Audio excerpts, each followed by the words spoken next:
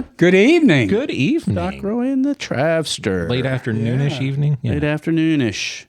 So right out of the gate here, I want to thank everybody if you're just tuning in for the first time. If you are tuning in for the first time, or if you haven't liked or shared us on YouTube, Spotify, Rumble, wherever you're watching this podcast, please do so. It really helps us get more exposure. Help expose us. As a guy that's worked in search engine optimization for a couple decades, the needle always moves on how things get found more often. What I'm hearing and finding is, especially in videos, people commenting in videos gives that each particular video a little more boost. So if you have something nice to say, please say it in the comment section underneath each of the videos. That'll help us out. Do like your mother says. If you don't have something nice to say, don't say anything about it. Yeah, I'm tired of doing all 20 of them every day for myself. So we are so good. You guys are so pretty. You guys are great. So we got a lot of great stuff to talk about tonight. A lot of things that I know many in our audience probably haven't heard yet, but I felt like it was super important. And Travis came armed first thing this afternoon. Two of them. So he's going to maybe some of y'all have heard what he's getting ready to share. So let's just get right into it. Well, I didn't really have anything to necessarily share. I was just wanting to talk about and having Doc really put the brakes on anybody who thinks that there's a new COVID out there that's going to decimate the world or something. We don't need masks. I've been seeing more mask up things on. Oh, for crying out loud! Yeah, so I posted on Twitter. I think I posted something on maybe Facebook as well. So Cat Turd, which is one of my favorite Twitter handles, Cat Turd 2 is, if you're looking for it, at Cat Turd 2. He's very Do you notice the at symbol kind of looks... whatever it is very, very insightful. Oh, I've seen his picture. He's an old guy with a long beard like me. So he does I always do what the WTH. He goes, who in the world would fall for this BS again? Basically, it's a breaking news. Health experts are urging public to wear masks again as growing concerns over new COVID variant and potential summer surge. Will you comply? Dr. Roy, if there's... me and Travis are a big no, regardless of what you say. Yeah, I'm a big no. Give us the doctor. Negative. Well, in the first place, if you're wearing a cloth mask, it's worthless. If you're wearing anything other than an N94 mask, it's worthless. And the best thing that you can do is to wash your hands. I tell you, when I was in practice and seeing 20 patients a day, I must have washed my hands 45 times.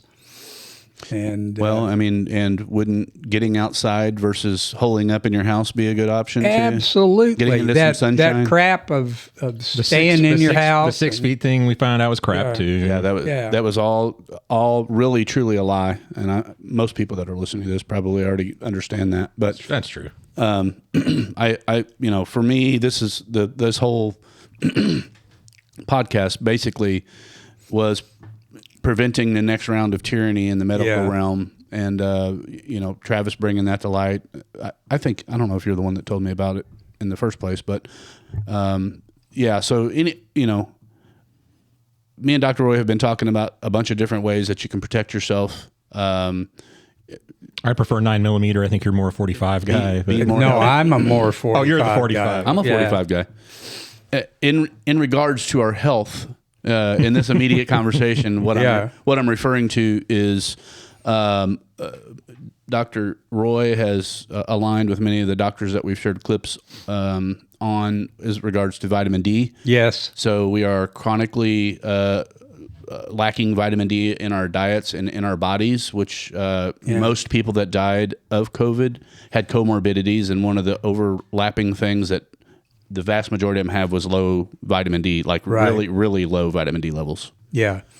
And, when I first opened my practice, which was 2013 here in Evansville, I started testing every new patient who came in for vitamin D, and I stopped after about 8 or 9 months because everybody that came in either had very low or borderline low vitamin D. So I just told everybody, take 5,000 units of vitamin D every day, and it'll help. Yep. Definitely helps. And you and I do our best to get out in the morning sun every single day. Yep. Not every single day, but for me, it's 5 days a week. As much as possible, I would say. If you can be outside, most people that worked outside for a living during COVID did not really have the same kind of levels of sickness, which is an indicator. It's not necessarily a causal thing. You can't. Yeah. There was no study done on it. But when you see people that work outside not getting sick, that's kind of a good indicator. Yeah. The other concern that I have that just kind of aligns with what Travis is, warning of the next wave of things is the next round of potential COVID shots, mRNA. So apparently, I think we talked about it on the last episode. RFK had basically put a ban on. Are taking the recommendation away from COVID shots in healthy women and children. Particularly women who were pregnant. Pregnant women. Yeah, and because they were really, really pushing that for a period of time, it'll make your baby come crazy out of the womb, and it won't. Well, I've got some clips. I don't know if we'll get to them today, but they're actually showing low jab-induced fertility crisis. Basically, egg levels and sperm levels are dropping in people that have been vaxxed, which is something that you can only get in a long-term study, and obviously we haven't done that, so we are the test grounds for this. But I'm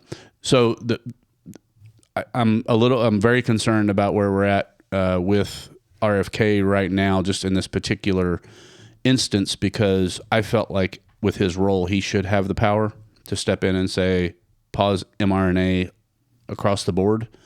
And apparently, based on this clip, I think I'll probably share here, the Vigilant Fox shared on Twitter, FDA just approved Moderna's, I can pull it up if you maybe get it up on the screen, Travis. Yeah.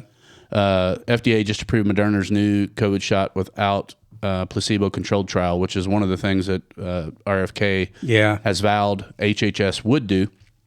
To me, and Vigilant Fox is taking the side of RFK has defied what he said. I think there's a lot more at work here, and let me maybe get to the clip of just this one, and we'll go from there. I have to make sure that it is a clip.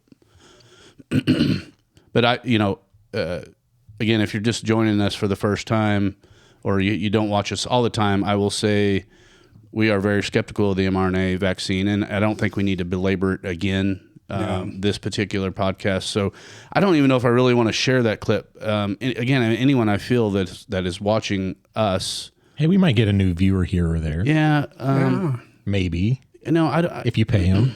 No, I'm kidding. If you pay him.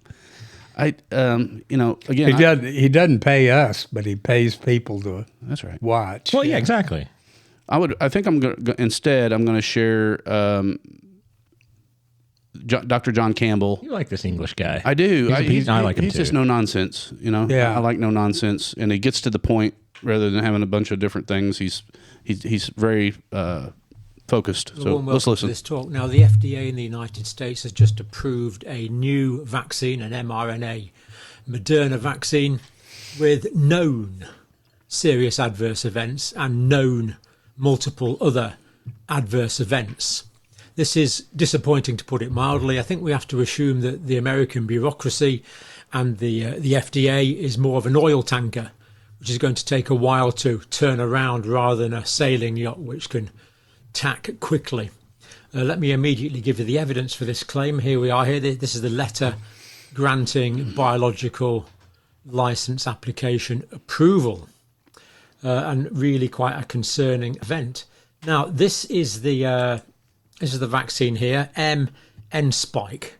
Now, you probably worked out from this. This is an mRNA vaccine that produces spike protein. I know. The lipid nanoparticles will go everywhere. Yeah. I know. You can hear everybody shaking their head. Serious adverse events. of this vaccine, from the manufacturer's own information, serious adverse events were reported by 2.7% of participants who received this new vaccine. The comparator vaccine, it was 2.6%. So the new vaccine, 2.7% serious adverse events. The older vaccine that it's replacing, 2.6%. And of course, presumably this is a vaccine to combat JN1 variant. Now, so basically the FDA has just approved a preparation here with 2.7% incidence of serious adverse events. I would not dream in clinical practice of giving a treatment that had a 2.7% risk of serious adverse events unless there was a really big risk. There was a really big risk-benefit analysis. So if the patient's about to die of something, of course it's an acceptable risk. But for any benefit you would get from this, 2.7%, I just find this bemusing. That this could possibly be. Ooh, I like that word. Is that a British word? I don't know. Participants received either this mRNA 1283, which is the new one, or this mRNA 1273, which is the old Moderna vaccine. Now, the key thing here is obviously you can see that what they're doing here is comparing their new vaccine with their old vaccine. Not a placebo. Not a placebo. So they're comparing one of the vaccines with another one of their vaccines. Can't believe that they wouldn't have a and saying, "Ooh, wasn't this good? We're getting." They didn't for the original. Yeah. So the second thing I just realized, I don't know if he does that all the time. He's using a calligraphy pen. That's pretty cool. His overhead camera. Yeah, for where he's writing. I just have to leave it to a British guy to try to like use the analogy of like boats turning. Like boats was his first analogy was like, instead of a car, like a semi turning versus like a compact. No, we're talking about sailboats and oil tankers. Yeah, we used to in the Air Force would say it would.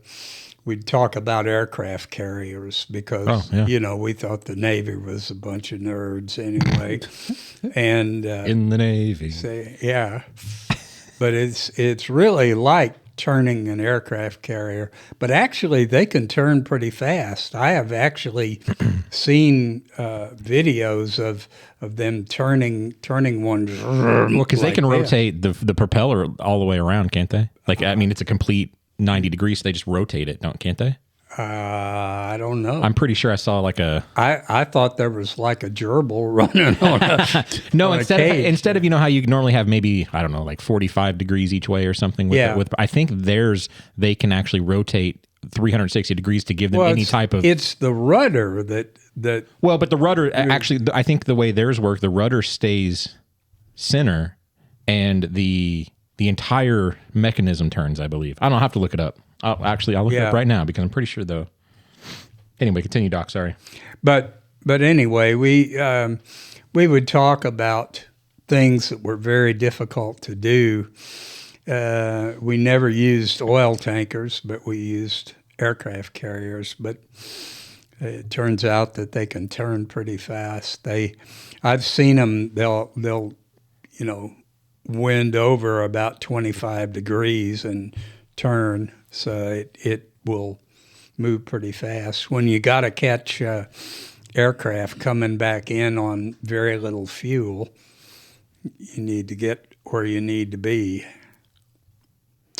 Doc, I don't know if you've heard. Maybe get my screen queued up here, Trav. Am I queued up on my screen? Yes. I put together a white paper. I had my friend, Dr. Sherry Tenpenny, who is an absolute, warrior in health freedom, double check it. I had it ran by a few different people because, they all like to tell me I'm not a scientist. All I do is read their articles and put it together, right? But basically, you've got this saRNA, it's self-amplifying RNA, that's being fast-tracked. It's already been approved in Japan and Europe. It's being fast-tracked in the United States.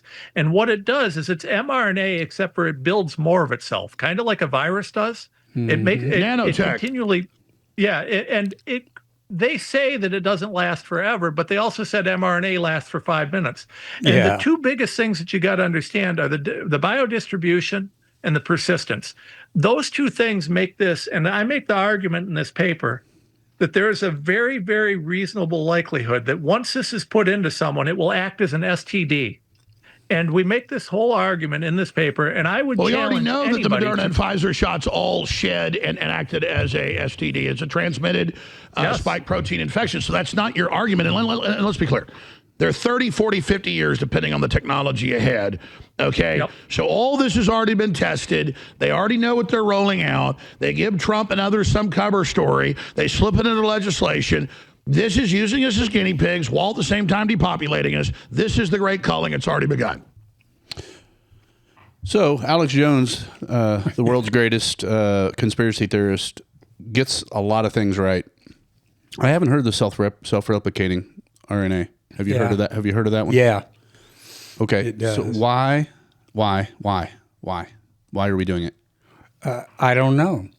Somebody thinks it's worthwhile, but it's not. And like Alex Jones said, this is the culling out of the weak. Well, I mean, I hate to say it, but it seems like maybe the weak-minded. Like, if you still trust, these companies at this point about allowing a new technology vaccine to be tested on you, I'm not quite sure what to say. I don't really know how to reconcile that in my head. I don't either. So if you and I are trying to surround ourselves with people who we think are going to make great decisions and have great insights and lead us in the right direction, how could you ever follow someone after they're trying to push this stuff again and again? I mean, no offense to a lot of regular doctors, because I know they got the golden handcuffs and golden duct tape thing going on. But I mean, I don't understand how our medical system and our vaccine delivery system doesn't just collapse upon itself. I mean, I don't understand. I would like to see it collapse upon ourselves. Well, I mean, you and I can agree that probably several vaccines are very useful and have been helpful. Yeah. I'm beginning to question, I have a question for all of them now. Like, are they slipping in mRNA stuff in the old vaccines that we thought were old and tried and true, and they're the same, and they're just evolving them over time and not telling us about it? I mean, that's how they keep their things going, is that they change it every 7 or 8 years so that they can get a new patent on it and nobody else can use it. So I mean, even let's just say I came armed to Steelman and or destroy RFK today. Like, I can see that it's a big ship, and you can't, you got to. There's a lot of icebergs out there, and it takes a long time to turn things around. I mean, I get that. I understand it. I can't imagine the scenario where anyone in his power structure would say, let's just keep the mRNA things going. I mean, I thought that would have stopped day one, honestly. And it gives me concern that it didn't do that.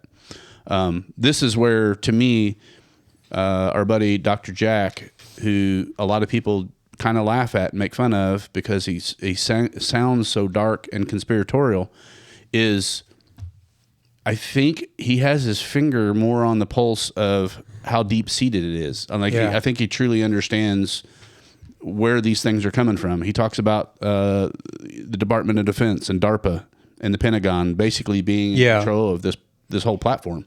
Well, but I think companies that now are just that we have a new secretary in the Department of Defense, that he can put some pressure on people. I mean, he's being real tough.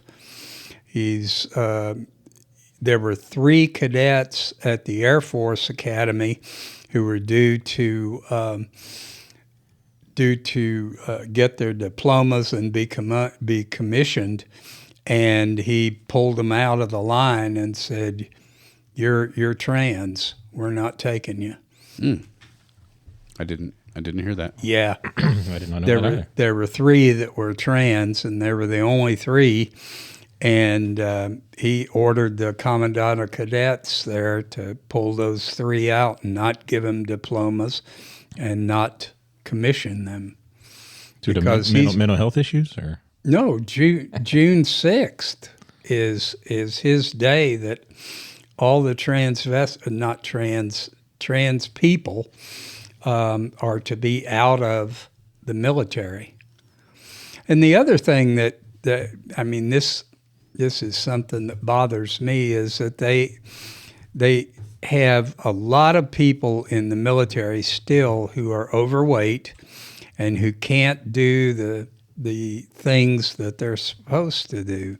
I saw a picture of a guy in a military uniform walking down. He must have weighed 350 pounds, and nobody said anything to him.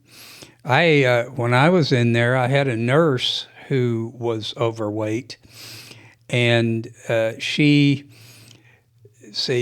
if someone is overweight but they're pregnant, you can't touch them in the military.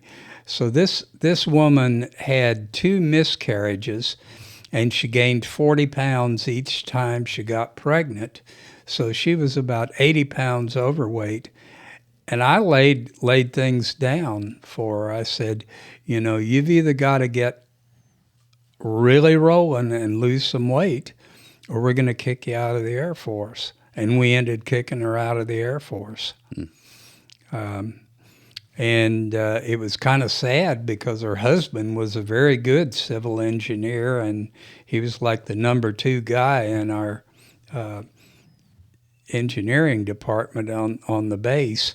But I said, I can't have a nurse walking around who's 80 pounds heavier.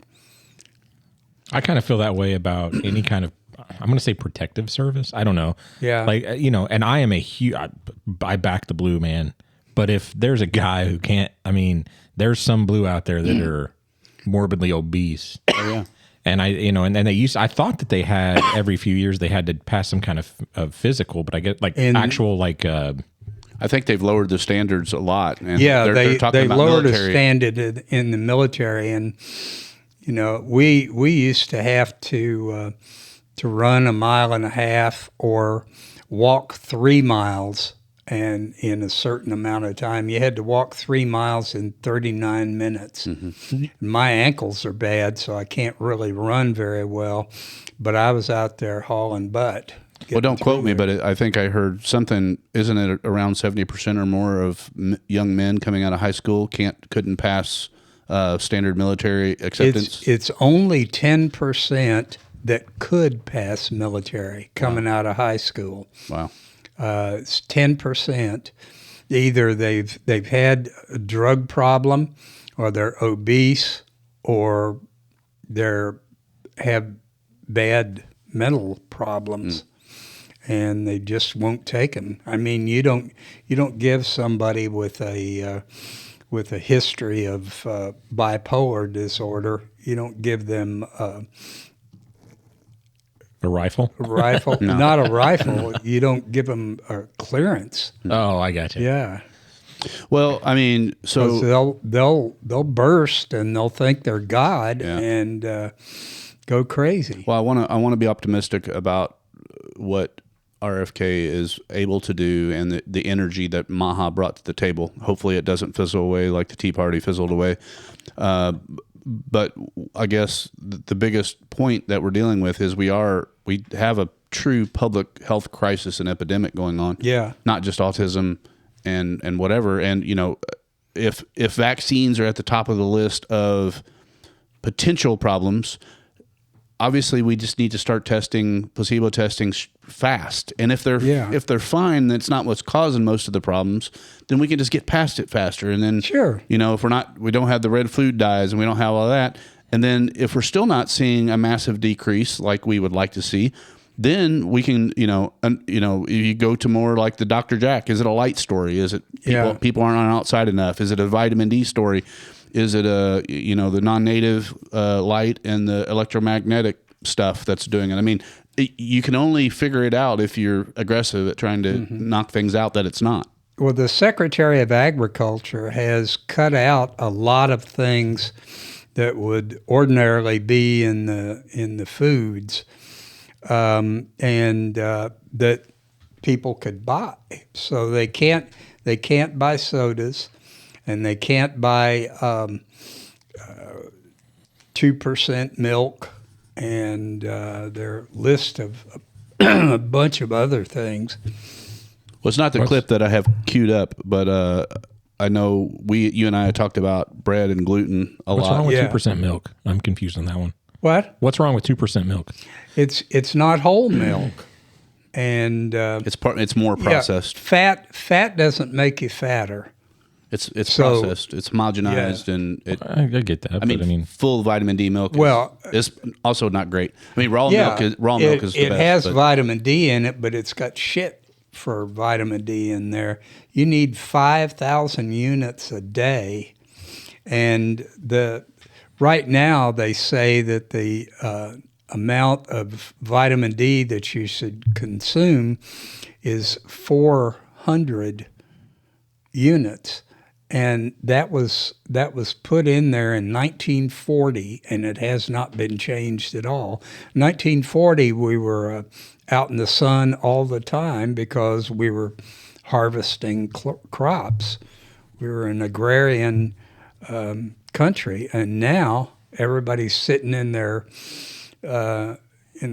apartments watching God only knows what on TV. I was going to say Netflix, but I watch Netflix a lot.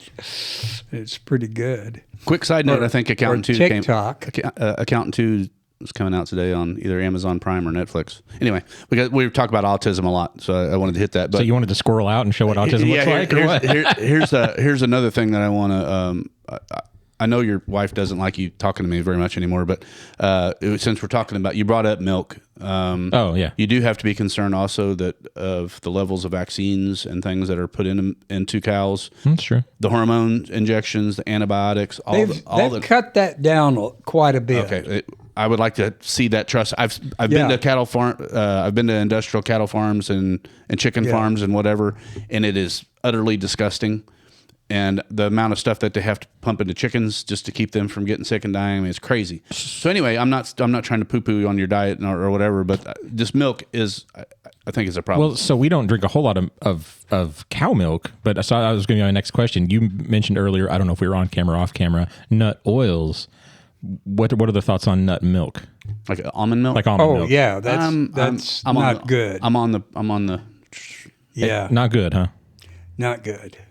Same More thing not with good oatmeal. Well, they got to put a lot of Milk. sweetener. There's a lot of artificial sweetener in any almond milk you're going to drink, unless it's unsweetened and natural. That's exactly what we have. We have the unsweetened original, I think is what they call it. Probably about as good as you can get in the almond milk realm, but I'm skeptical. Well, but which is worse, 2% milk or almond milk? Excuse me. I haven't done the side by side comparison because I just ruled it out of our particular household. My kids like it, and Which? well, A lot of my own 14-year-old self-diagnosed himself with a milk allergy. So he's like, I don't want it anymore. So he still wants some cereal, which we've kind of faded out too, because now he's on this big health rant. But Good for him. He started using almond milk because it's not Non-dairy. It doesn't. Yes. He doesn't have the same reaction to it. Right. And that's why we Right. originally switched my daughter, was she was having some But dairy. now I'm having the conversations about him because he doesn't like the unsweetened stuff. And if you have unsweetened sugar cereal, in it, yeah. unsweetened cereal, and you have unsweetened almond milk, cereal doesn't taste very good.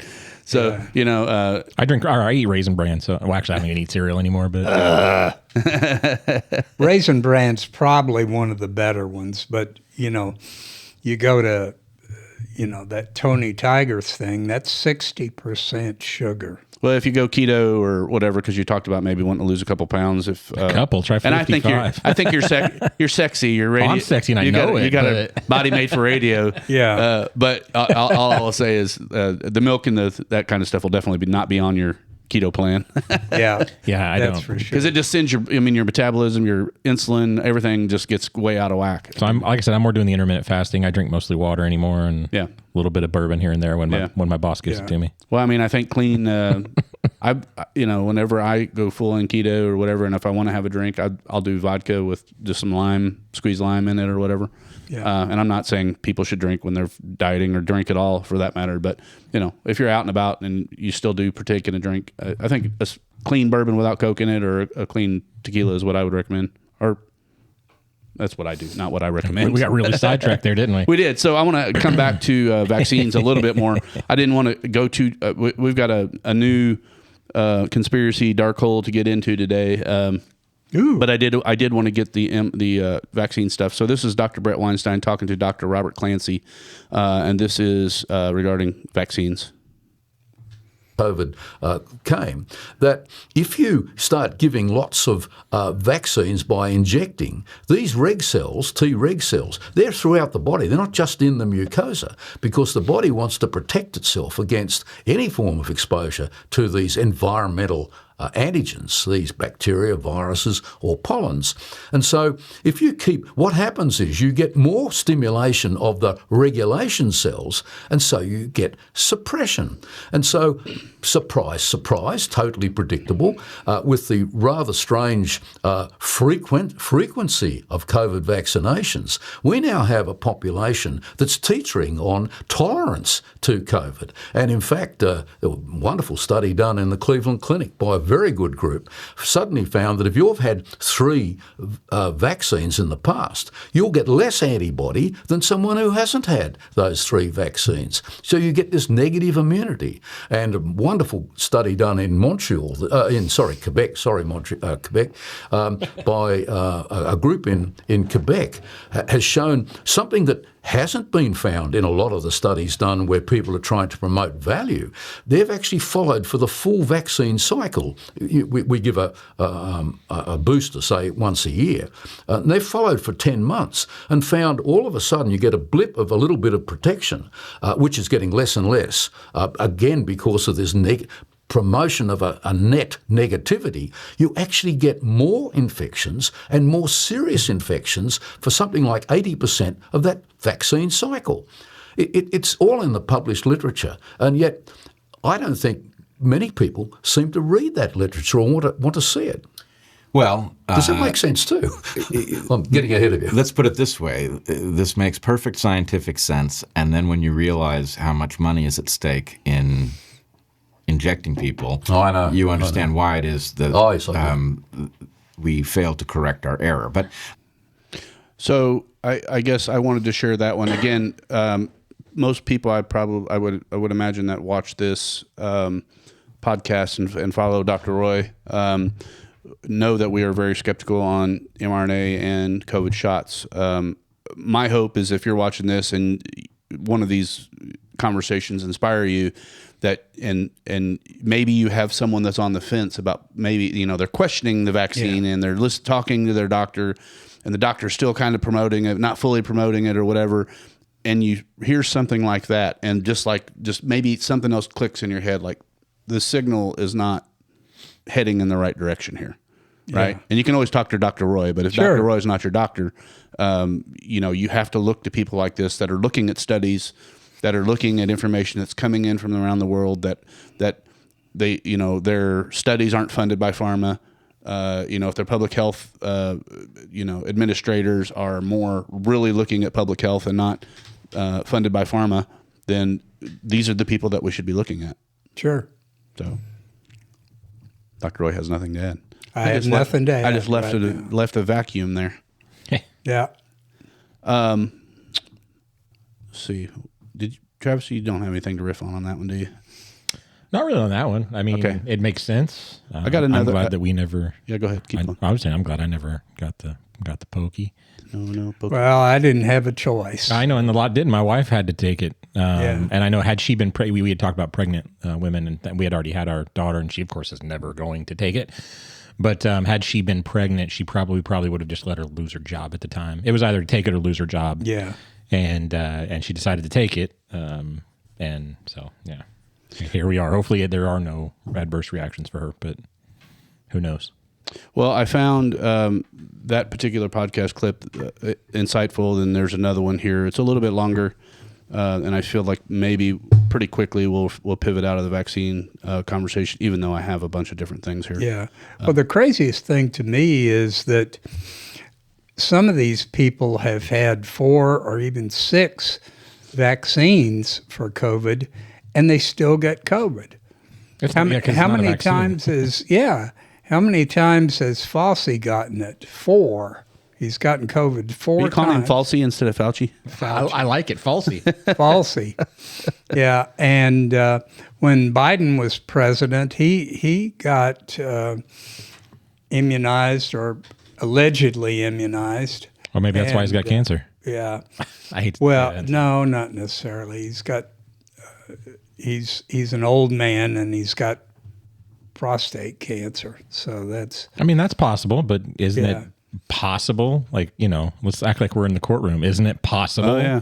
that But we talk about turbo cancer a lot. 17 vaccines could have given him cancer? However many, he had well, 6 or he 8 had or whatever. 6, but he's had COVID 4 times, and that just tells me that the vaccines don't work. Well, I always thought, so from what I recall, I thought the idea was it was supposed to lessen if you got it, lessen the blow, so to speak. I don't know that I ever recall them saying you wouldn't get. Maybe they did. Oh Yes, no, they they did. did. At the They beginning? absolutely did. I've It got stops that. with you is what I've a lot of clips. got that. It'll stop with you if you get the jab. Yeah, you will not you won't get kill COVID. Grandpa? You will not get it, and you will not spread it. Yeah. That was absolutely out of the gate. Yeah. I guess that's true. I think I've just tried to put 2020 completely like a block, like it never happened. But Yeah. I guess you're right. But then eventually they came around with, well, we lied there. I guess we're going to have to Yeah. save face. Yeah. And so then they just kind of started saying it would lessen the symptoms. But anyway. Well, I've got a patient who's had COVID 4 times, and he's had all his shots because he had to because he worked for the government, and he's had COVID 4 times. And I told his wife, I said, the next time he gets COVID, you call me immediately. I don't care whether it's 5 a.m, and I will get you some ivermectin, and we'll get it taken care of, because he's usually down for like 10 days. Even with all that vaccine in the system? Oh, my goodness. How about that? I think I had it twice, and each time I was down for maybe 4 or 5 days. I only had it once, and that was before the vaccine came out. And let me tell you, after I got better, which took me about 2 weeks, my antibodies were off the chart. I tested for my antibodies, and they were... So most of you all aren't patients of Dr. Roy. Yeah. And so you're not going to be contacting him at 5 a.m. to get your ivermectin. But just a quick plug on ivermectin. Hold the box. Dr. Roy does have a large supply of it. There you go. So I would recommend, I keep not just that box here in the studio in my house, but we have some in stock just in case we get COVID. That way we're not calling Dr. Roy at 3 a.m. But that's, he can sell you blister packs. What are they? A 10-pack? It's a 10-pack, and that's enough to treat 2 people. 2 people. So $30. So $30. One pill per day for 5 days is a dosage. I've heard some up and down on that particular dosage. I know that's what we've talked about and recommended. Yeah. There have been people that have needed more. Long COVID, you probably ought to take it for like a month or maybe even longer. And I actually have a new patient, and I haven't seen her yet, but I've talked to her, and she has long COVID. She had it in like November, and she's still tired all the time and can't get things done, and brain fog and all that. Was she vaccinated? I don't know. Okay, I can't remember. Well, because I've also, and maybe you can dispel this, but I've heard that long COVID and vaccine entry kind of they mask similar looks and feels as far as the symptoms. That's true. Okay. But she actually did have COVID proven, and she's really having a hard time. So I'm getting ready to put her on the McCullough long COVID thing. Protocol. Yeah. They still called IMAF, I think is what that. Yeah. That's good. And there's a whole vitamin regimen that was, I think it's still, I looked at it a few months ago, still like zinc and zinc, vitamin D. Was hydrochloroquine still in it? Hydrochloroquine. And then the things that McCullough puts in his stuff, he's got them all in one capsule now. Yeah. That's helpful. Okay. So there's another, this is a little bit longer clip, but I said I did go down the mRNA rabbit hole because of these things that are coming down the pipeline. And because this podcast, Dr. Weinstein, to me, comes up with just some of the best content and has the most intriguing questions and storylines. This one seemed like it was worth 5 minutes. So we're going to listen to this clip. And I know because I shared it was such a long one, there's going to be a story to tell at the end of it, Dr. Roy. Oh, and then when you realize how much money is at stake in injecting people, I know. You understand why it is that we fail to correct our error. But let me try a little translation here and try to connect it a little bit to some things that we've talked about on the podcast in other instances. You are describing a system that has to balance its ability to upregulate immunity when it is called for, when there's a pathogen that is in danger of infecting or has infected the body, and the need to turn down immunity when it is reacting to something that is not a threat. So we breathe in pollen all the time. The plants are trying to reproduce. They're putting pollen into the air. We can't help but breathe it. And it is biological material. And the rule that allows the immune system to protect us is any protein that you yourself do not make is presumed to be hostile. It is presumed to be a pathogen. But pollen isn't a pathogen. And so fighting it as if it was a pathogen is a mistake. And many of us have a system that makes this error. We have terrible allergies as a result of our immune system failing to do what it should do in that case, which is to downregulate. So when we talk about immunity, just as we talk about the lungs and we think about oxygen, we should equally be thinking about getting rid of CO2. When we talk about immunity and reacting to pathogens, we should be talking also about the ability not to react to things that aren't a threat. And so the system has that capacity built into it. And one of the most disturbing findings, I think, during the COVID debacle was that people who had had 2 or more injections with the mRNA so-called vaccines triggered the production of something called IgG4. IG stands for immunoglobulin. It means antibody. G is a subclass, and IgG4 is that downregulation signal, or one of them, that causes the immune system to reduce its reactivity. So the shots that were supposed to be increasing the reactive capacity of the system to COVID particles were doing exactly the inverse when we looked at them, which of course fits with the observation that in fact the more vaccinated you were, the more likely you were to contract COVID, which of course should have stopped us from doing any more of this inoculating the moment we knew it, which we didn't do. Which we didn't do. So all of this sounds to me like, at best, the result of a kind of hubris. You're intervening in this delicately balanced system that is built specifically to be able to react to pathogens that your ancestors have never seen before.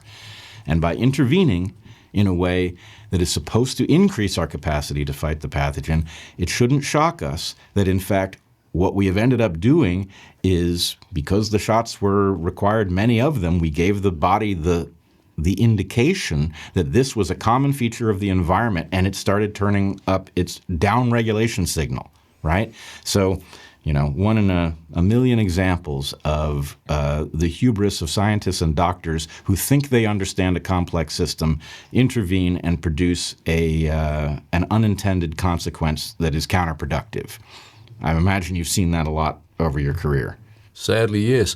And the IgG4 is interesting because it's a byproduct of the allergists who are using allergen shots. And people can immediately see that by having 3 or 4 or 5 or 6 or 7 shots for COVID, because it's getting out, it's getting ahead of you, is exactly the same as going to the allergist and having the same sorts of shots for inhaled grass pollens or house dust mite. But in fact, the body doesn't sort of quite necessarily distinguish between a virus antigen and a house dust mite. So we're inducing exactly the same. And the IgG4 became a marker and was first looked at by the allergists because they found this was happening when they like to see it because it's working. You're suppressing the immunity against a pollen, which you don't want to get because it gives you hay fever and asthma. Whereas with COVID, we're now creating, in my view, a population of people who are on the cusp of getting more severe and more continuous COVID infections. And we knew all of this at the beginning because they'd shown that with flu, if you give the same flu vaccine to a year in a row, you get 20% less antibody. So it's on the way. They don't get the negative immunity and recurrent flu the same way, but they would if they gave 7 or 8 infections. And I think what's known about, and something that must be looked at that no one wants to talk about with messenger RNA, is you don't control the amount of antigen that's going to the immune apparatus. If you put a tetanus vaccine, and I'm an immunologist, I'm not anti-vaccine, I'm all for vaccines when they're appropriate and correct. But with messenger RNA, it potentially goes to every cell in the body, and we have no idea how much of the antigen is being produced from the genetic message that's being put into those cells. And so and that is the best way to get this immune tolerance, this turn-off. All right. Dr. Roy, I don't know if you have something. I agree completely with that. And, I've seen that happen, particularly with people who are getting allergy shots from their allergists. So, I think that's absolutely right. And the more you get immunized, the more likely you are to get that. Okay, so I don't know. There's several directions that we could go here. I want to pivot at some point here in the not too distant future into some of the news that's hitting and some news that's not hitting regarding kind of the war efforts. But there's a couple clips that I one of the things you and I talked about when we're just talking about healthy food. Because we're talking about health, we're talking about general health, we're talking about losing weight, we're talking about all the different ways that our bodies are inundated with things. And I feel like there's one particular clip here that I kind of wanted to give you some credit on, and I'm pretty sure that we have not talked about this one yet. Travis, I know that probably was a little too technical. If anything you wanted to add to what was... I'm dumb. I don't understand. No, I'm kidding.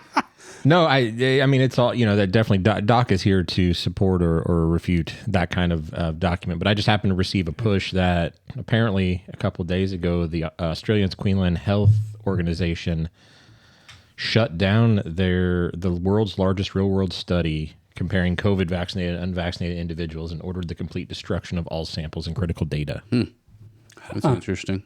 Anyway. Yeah, if it's not working the way you want it, then you burn it. I believe that's kind of what's happening here. Yeah. So one of the things Dr. Roy has talked about, we talked about, is kind of the difference in grains that they serve in Europe with their bread. You've basically called out the fact that people probably aren't allergic to gluten. There are other things going on. Listen to this clip, and I think it'll kind of solidify what you said, and you can maybe riff on it a little bit. I need somebody to explain to me why I can eat bread in Spain and in Greece, Italy, no problem. Why I was gluten-free in 15 years. I've been gluten-free in Canada, America. Can't eat it. That's because in America, what we call bread can't even be considered food in parts of Europe. See, here in America, it's not so much the gluten as what we've done to the grain. About 200 years ago, we started stripping the bran and germ, or the fiber and nutrients, to make flour shelf stable, also nutritionally dead.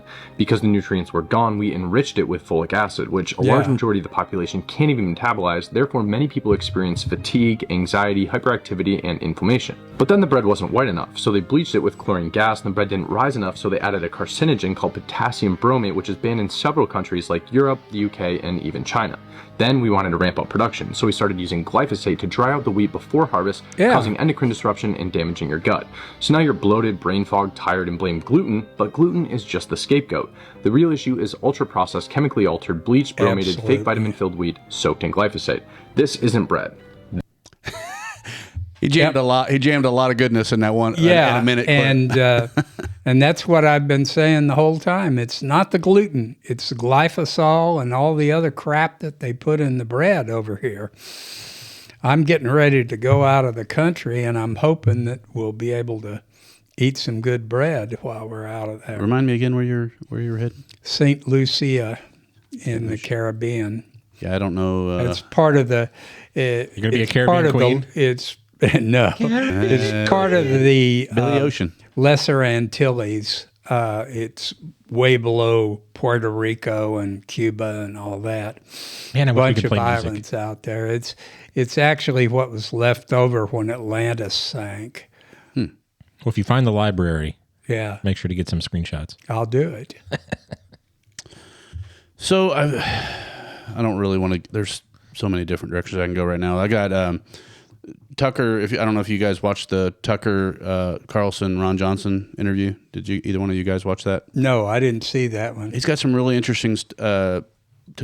I don't think I'd ever heard on why statins were pushed. Did we get deep enough to where you've got a full understanding of why pharma pushed statins so hard?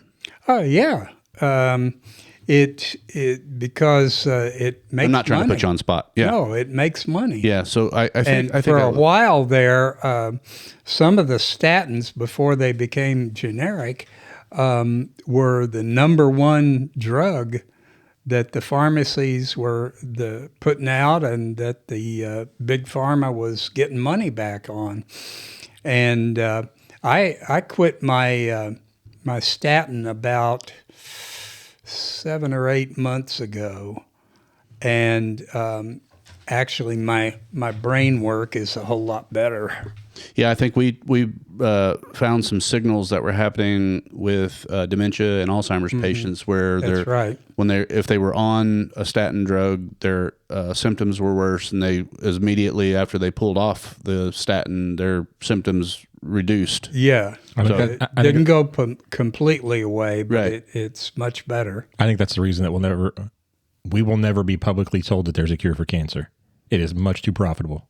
Yeah, Yeah. I think it's going to happen in spite of the pressures against it. You think? I Yeah. do. I don't think there's a way around it. There's so much money in that. There is so much money in it, but Especially if you can keep them alive. Well, Well, if you can keep giving them the that's medicine, keep them the alive. thing. I told you guys one time about what an oncologist told me. He said, "You don't have to keep them going. You have to keep them going because that's when the money comes in. So you're not going to cure them. You're just going to get them better." And that was his model. He was yeah. promoting that. I'd have punched it. I didn't. I'd had a hard time not to punch him in the face. I was a captain in the Air Force, Oh, that was a and long he time was ago. a full colonel. No, punching him in the face would not have been good for your No. career. no, not good. Not good at all. No, a lot of potato peeling after that. Yeah. Well, a lot of breaking rocks. Well, whatever. Well, most of the thing, we're talking about tyranny. We're talking about quarterly profits driving narratives versus driving health. So this, while I'll bring this in, we have talked about statins before. If you listen to the podcast leading up to now, Dr. Roy just said that he himself has went off statins. He recommended my family members that were on statins to come off statins, and so there's enough signals there for him to make that determination for his own patients. Not telling anyone here to stop statins. Do speak to your own physician. Use implied consent. And Senator Ron Johnson is someone that is very passionate about this particular topic. Which state is he from? Ron Johnson. Can you find that out for me, Trav? Absolutely. I got my screen pulled up here. We'll bring it. Don Johnson. Ron Johnson. Here's the clip. Is my volume on? Yeah. Okay. In terms of what caused heart disease, is it too much sugar? Is it cholesterol? Yes. From the pharmaceutical industry standpoint, they had a drug to lower cholesterol. Statins. So guess what they chose? Cholesterol. The winner. Yeah. The winner, because we've got a drug to manage that.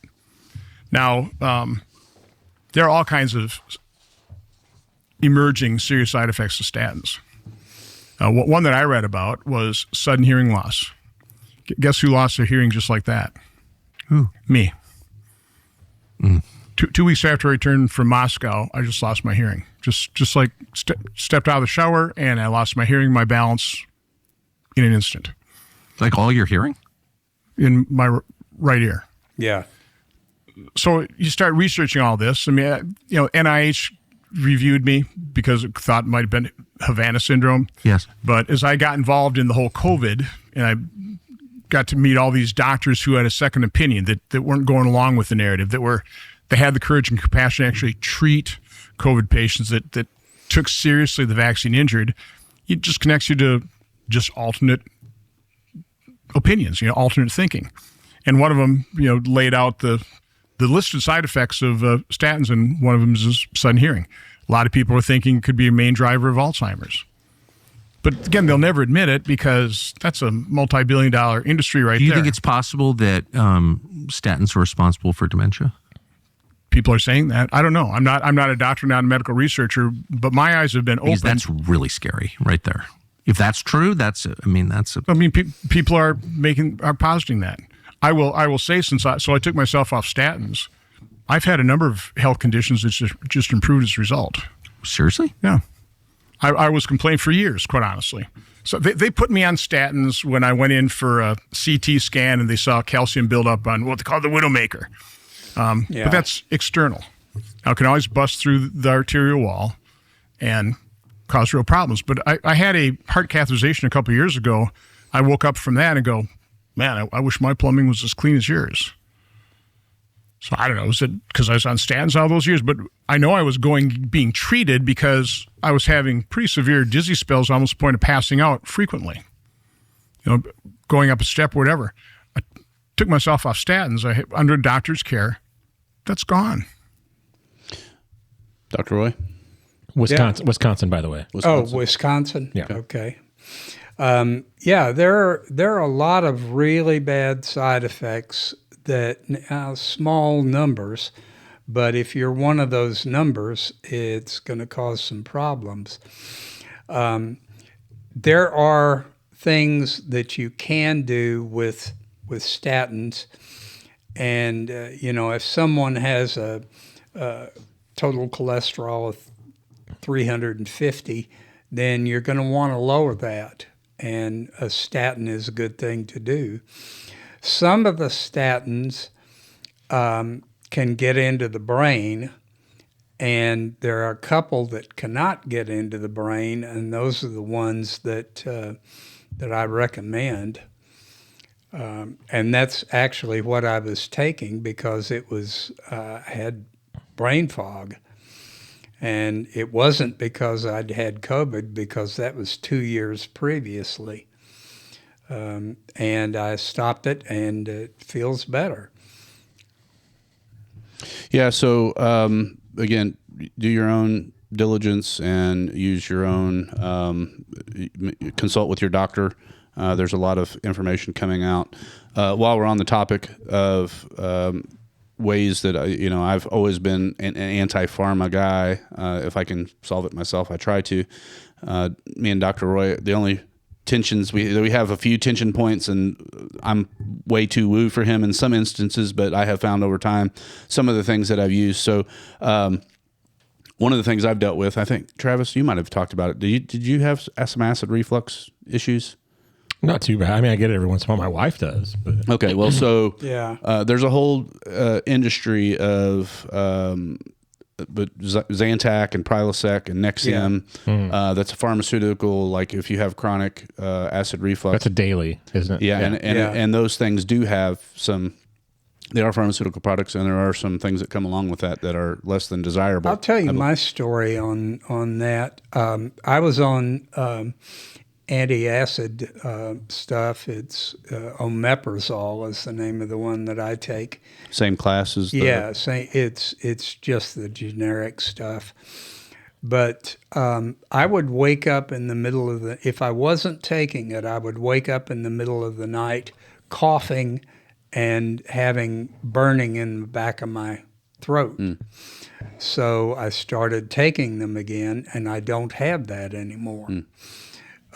So I tried to get off of it, and I couldn't, but I'm on the lowest possible dose. Well, I'm going to share this clip with of Dr. Ron Johnson, and what I'll say, I did my own grok research, and one of the things that I saw out there was apple cider vinegar. So the problem, a lot of people think that that makes no sense at all. Just listen. It's worked a half dozen times for me. I know. It's counterintuitive. You're saying it's counterintuitive. That's where I was going. Counterintuitive because what do they call it? It's an acid. They call it acid reflux. Acid reflux. But this research is finding is it's not that you have too much acid in your stomach; it's that you don't have enough. And so, like, my symptoms are different than yours. So if I eat, say, after 6 o'clock and I eat something heavy and like pizza or something, cheese and whatever, I'll get like a regurgitation gag reflex. Yeah. And I'll wake up kind of feeling like I'm throwing up. Yeah. And I have tested this, and I hate, because when I do that, obviously I'm awake. I typically don't go back to sleep. It causes a big disruption. But I have tried, my own thing is I have apple cider vinegar, and I've taken a teaspoon, mixed it in water. It's not delicious in any way, shape, or form. And took it like 30 minutes or so before I ate, and I've had great success. But listen to this clip, then I want you to riff on, because it is counterintuitive. That's exactly why I wanted to bring this clip to you and to share my own story, because I hadn't shared that with you yet. So let's dig into this particular one. Always had acid reflux for years, okay?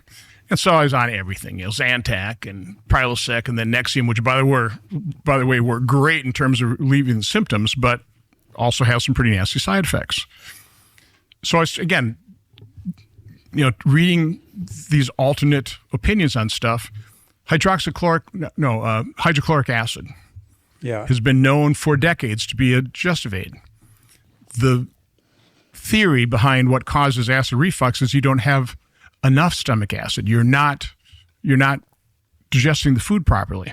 You're not providing the signal to the, I guess, sphincter muscle, whatever, that closes your stomach off from your esophagus. So what you do to solve it is you introduce more acid in the form of a natural vegetarian-based product, and that's called hydrochloric acid. So I take one tablet now before my evening meal. I miss it probably at least half the time. I don't have it anymore. So I don't take any of that stuff anymore. This worked far better. It's just completely natural, and it's completely opposite of what all these other patented drugs do for you. Yeah. So it's just HCl, and they call it betaine or something like that, but it's just an over-the-counter supplement, and it's worked great. Well, I mean, you would think, given what I will get all kinds of guff for talking about this stuff, but it's just because that's what they do. This is you just described your life improving and health improving, and that's somehow a thought crime. Like, how does that work? It will be, because the pharmaceutical industrial complex, again, it's all about drugs that can treat chronic illness. There you go. Yeah, I thought that was counterintuitive too, until I had 2 or 3 patients who would take a teaspoon or a shot of vinegar before they went to bed, and they didn't have that. So I'm getting ready to try that. It's anecdotal. Yeah. Just so you know, I'm kind of anti anything pill. I'm not going to get into it today, just because I'm learning more and more that even the over-the-counter stuff and the supplements, a lot of them are owned by pharma, and I'm just very anti-pharma. But in this particular instance, if you can do something as simple as apple cider vinegar, that's that's only 2 things, I think, 2 ingredients in that, right? Well, water. It's got acetic acid. Yeah, it is an acid, and it doesn't make any sense if we're taking medicine to decrease the amount of acid in our stomach. How could adding more acid make it any better? So I got to think that, I mean, he's taking pure hydrochloric acid, and that's what you put in swimming pools. but in larger amounts than he's taking. Well, that's why I thought apple cider vinegar for my own personal usage seemed a lot more like you put that in food. It is an acid. Yeah. It's acetic acid, not hydrochloric acid. What your stomach manufactures is hydrochloric acid, and you do not need that to move your food through. You know, if you don't have that, that's a throwback to when our ancestors were vegetarians and they were eating, you know, things off trees, and they needed the hydrochloric acid to get that out of there. And now it's I think, you know, if it works, try it.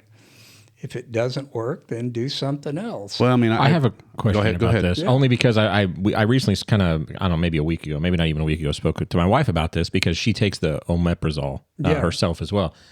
And I started doing a little digging, and I mean, aren't you only supposed to take that for like 4 or 5 weeks? You're not supposed to just continually take it. But everything I found is 4 to 8 weeks, and past that, you're going to do damage. Well, that's the over-the-counter stuff. Yeah. Yeah. But see, the prescription stuff, which is what I take. You said you take omeprazole. Yeah, omeprazole. Yeah, that's what she takes. Yeah, but it's not over the counter. They put the caution on the ones that they sell over the counter is do not use this more than 2 or 3 weeks without your physician's knowledge. So that says to me there should be ongoing testing or checkups. Sure. On how it's performing. Do you still need it? That kind of thing, right? Let me tell you, I wake up with burning in my throat and coughing if I don't take it. I'm going to start taking acetic acid. Okay. Well, will you report that? I will report. When's the latest you eat meals? Like, do you notice it's worse if you eat later before you go to bed, or like, how does that? It is. So if I don't eat dinner, there's one night per week that I have a meeting to go to, that I come home and eat at 8:00, and previously if I didn't, but I take the omeprazole in the morning, which doesn't really match. Doesn't really match because it lasts 24 hours. But, I'm going to start pumping down the... So you're going to stop, just for future questions, you're going to stop your... Stop my omeprazole and start taking apple cider vinegar. Can I say what Doc Grock has to say about this real quick? Yeah. Just because that's what I looked it up. So they said long-term use is generally not recommended due to potential risks. These risks include a higher chance of bone fractures, increased risk of infections, and possible nutrient deficiencies. And this is due to omeprazole being a protein pump inhibitor, which works by reducing stomach acid production, which can be beneficial for heartburn, acid reflux, and ulcers. However, they've been linked to those potential side effects. Yeah. But I know some people that can't function unless they take that. And well, I'm not a doctor. You are. Yeah. My goal of bringing up these clips is I don't trust pharma in any capacity. And if these natural probably don't trust physicians in any. I trust you with my life. I mean, I trust you. I'm going to give you pushback. I'm going to give you pushback if I don't necessarily agree with something that I hear. But if something happens to me and I'm going downhill, I mean, you're going to be the person I call. Don't get me wrong.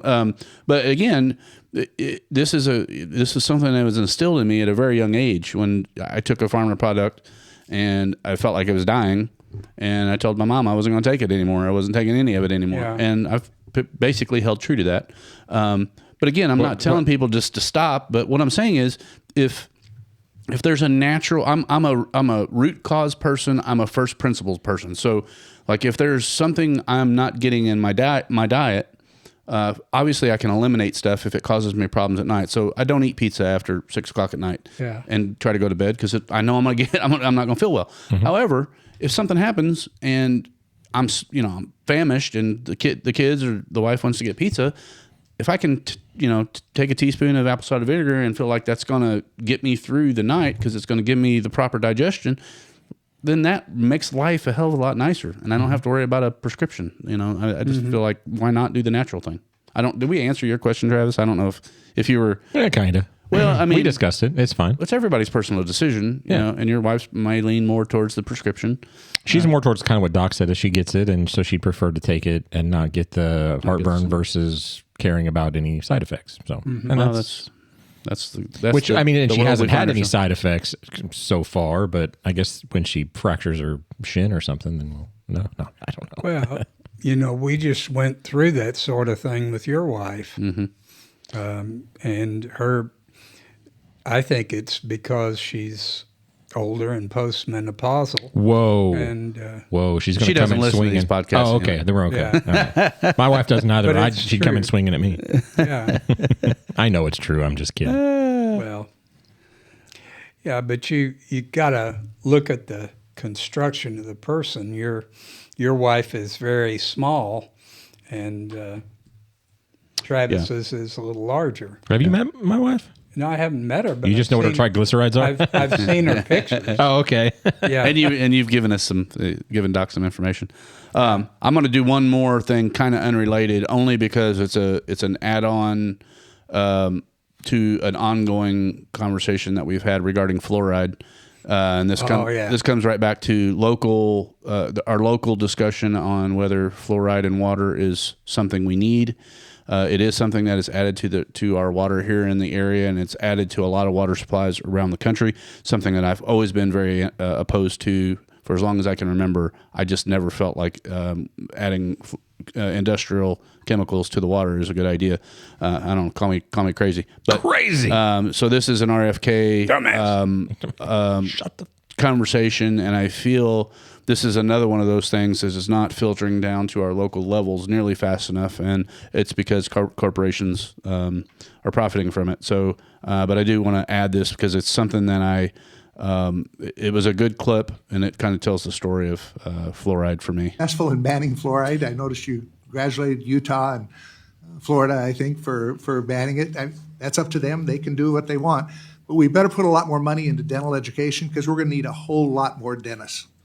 I think that, Marty McCary's concern with ingestible fluoride is that the emerging science shows the benefits to fluoride to caries and to cavity prevention comes from topical exposures rather than it was once thought that it was systemic, that if you ingested it, that the benefit came from that. We now know that virtually all the benefit is from topical, and we can get that through mouthwashes, we can get through fluoridated toothpastes. The National Toxicity Program issued a report in August, a meta-review of all the science that now exists on fluoride, and showed a direct inverse correlation between fluoride exposure, dose-related, and lower IQ. It's an issue that we have to all be concerned with. We want high IQ kids. Mr. Hoyer, now. Mr. Hoyer. There you go.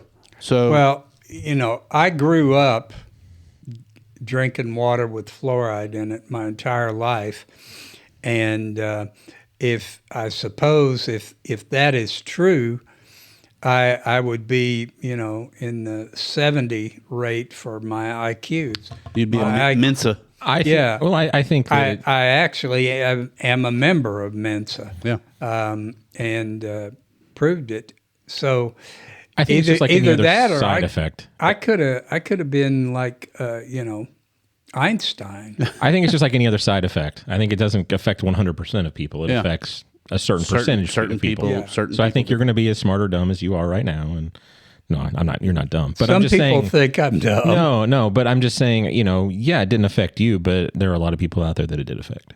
Yeah, or it has affected. So the bigger conspiracy of all this, and where you kind of fight the fringe conspiracy theories is, are we being intentionally dumbed down?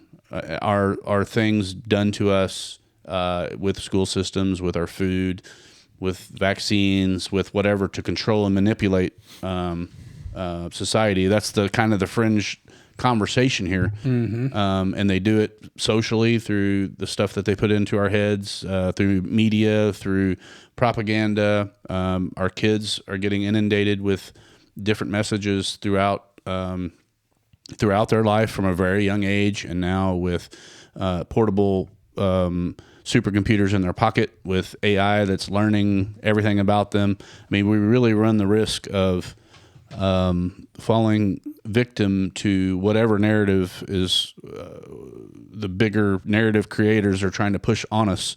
So I think it's really important. Me and Travis talk about this as far as the education side of things and AI. And I only kind of went off into this little fringe side because I did come up with a clip of this kid. I think it seems like he's an 8th grade graduate, and he's basically giving pushback to the woke school agendas.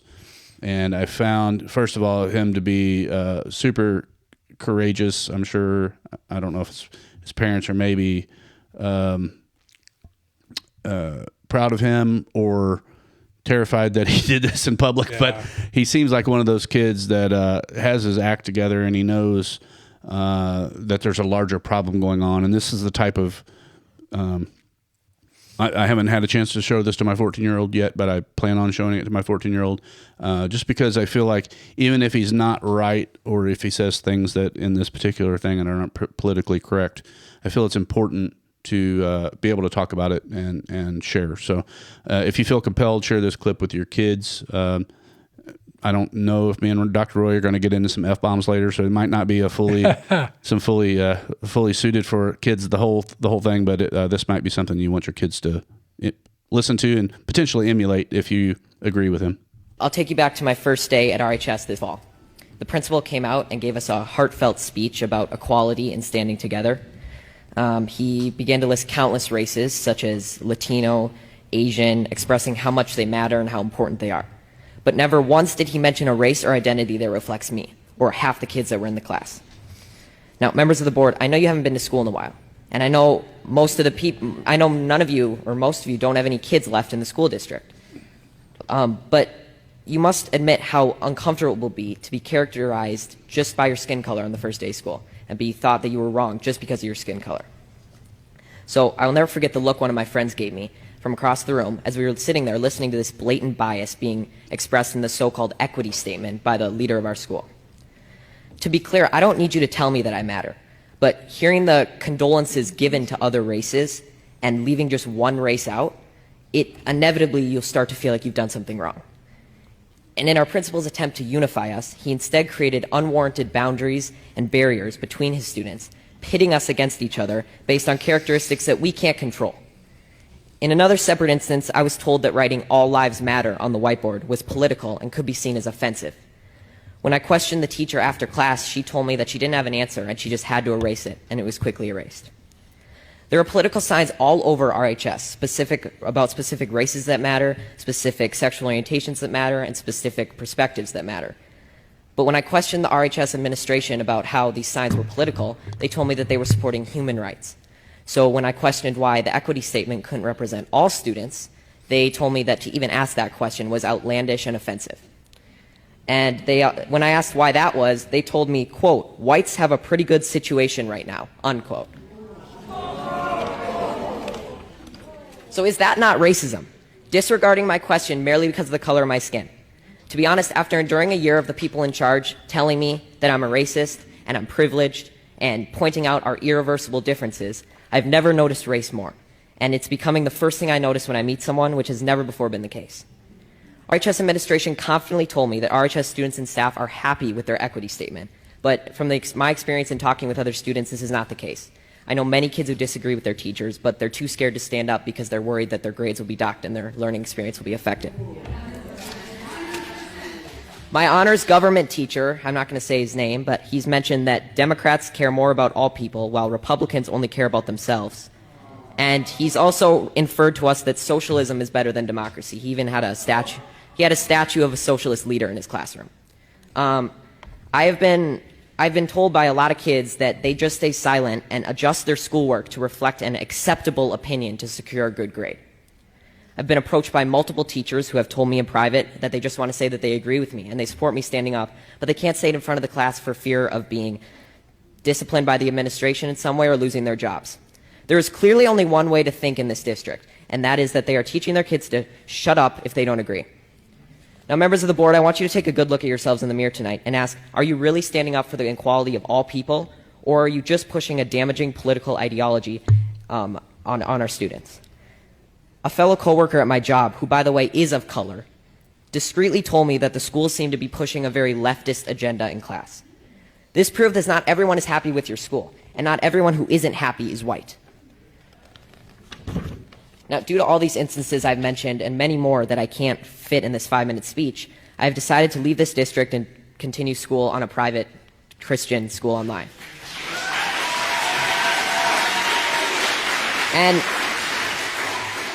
And there will be sacrifices, and I will not get to walk in the graduation ceremony or attend milestones at RHS, but I will be able to learn in an environment that is not intent on punishing me daily for my skin color and political views. Now, regardless of how you take my speech, whether you just shrug it off as malarkey or Fox News talking points, I encourage you to think about it, because someday I'm going to be a leader. I may be the president, a governor, or just a professional golfer. But I will never stop believing that everybody has value, no matter their skin color or personal beliefs. And it's a shame that you're not going to be able to say that I was an alumni of RHS in District 196. Thank you. Gave me goosebumps. Yeah. So obviously it's a high school, RHS, now that I listen to it again. He was a high school kid leaving high school. Sounds like probably between freshman and sophomore year. Yeah. Sounds like he had his first year and then decided to go. But I mean, so I'm not even going to, when I share that with my son, I'm not going to tell him how to think about it. I'm not going to tell him to be like this kid. I just, for me, hearing someone stand up like that takes a lot of courage. And they're hitting on things that are really going on in school that they're dealing with that they don't probably never, for most of us, probably Dr. Roy wouldn't deal with it, but like we're never going to get probably that story from our kids, even though they might witness something and see something and hear something happen. I mean, it might just, run past them, but they're still dealing with it. So I think it's important just for them to understand that there are things going on that are bad out there. I think, thankfully, you and I have done our due diligence because our children have gone to the same school. I know yours is moving up to a different school, but I believe that school probably shares a lot of the same values as our current school. I hope so. And I think that, once again, a parent can help in that way, I think, to be involved in the school, find out what the school is about, and kind of try to keep this kind of thing from happening. But pretty much every public school system is that way now. Yeah. Well, I mean, again, as things hopefully change, the tide is stemmed. I feel like we are a little less woke than we were last year this time. I don't know. Never woke. Yeah. He's been asleep this whole time. You're anti-woke. No, I'm definitely anti-woke. Do we know what state this kid is from? No, I don't. District, what was the well, we could probably look and figure it out from his. Yeah. Was it District 198, 196? Yeah, what did he say? I didn't hear that part. It was at the very end. But that's everywhere. Yeah, I mean, well, but if I look at RHS in district this to try to you would probably figure it out. Try to figure it out that way. No, I'm thinking it's California and it's Riverside High School. No, I mean, could be maybe. And you probably could just do a search on Grok. Student walk away from woke school, drops legendary farewell speech at RHS. It'll probably tell you where it is. I imagine Grok could probably figure that out for us.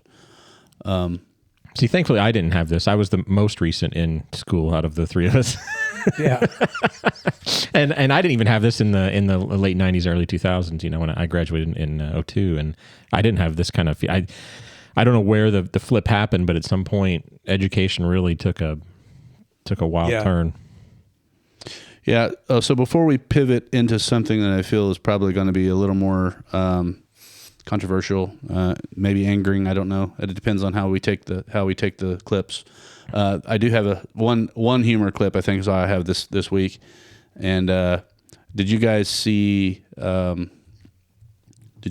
President Macron get slapped by his wife on the plane? Yeah, I did see this. Did you see it? Yeah. Did you see Trump's response? No. Okay, I don't know. I've just seen the clip. I haven't seen this split screen clip that you have up here. I've only seen. And I don't know if I got the audio on right. No, these different clips. I'm not convinced that she's a woman. Yeah, that's a whole nother rabbit hole conspiracy. But so if you're not watching, if you haven't seen the clip of Macron and his wife are in a doorway to an airplane getting ready to get off, and I don't know where they were coming from or where they were going. Anyway, if you want to see it, you can see it, but it was more of, I got it because it's humorous because of Trump's response to it. He has such a comedic bend, and I don't share many of his clips when he says something funny, but this is pretty funny. The First Lady of France slapping her husband, Emmanuel Macron. Do you have any world leader to world leader marital advice on those? Make sure the door remains closed. This week there was a video on board a plane. Make sure the door's closed. Yeah. That was a little. A lot of people are probably going to call my wife beater now. Classic one-liner. Yeah. No, he loves that whatever they're going to say, he'll figure out a way to spin it back on them. Oh, I know. So it's incredible. You talked a little bit about education and AI. I'm going to flip over just real quick. I think there's a movie out there called Ready Player One. Have you seen that? I have seen it. It's Steven Spielberg and Ernest Cline, I think is the author's name. Mm-hmm. Anyway, I think he kind of foretold what the future is going to be because if you recall, every one of those kids had on a headset and they were in a virtual learning environment and they had their own.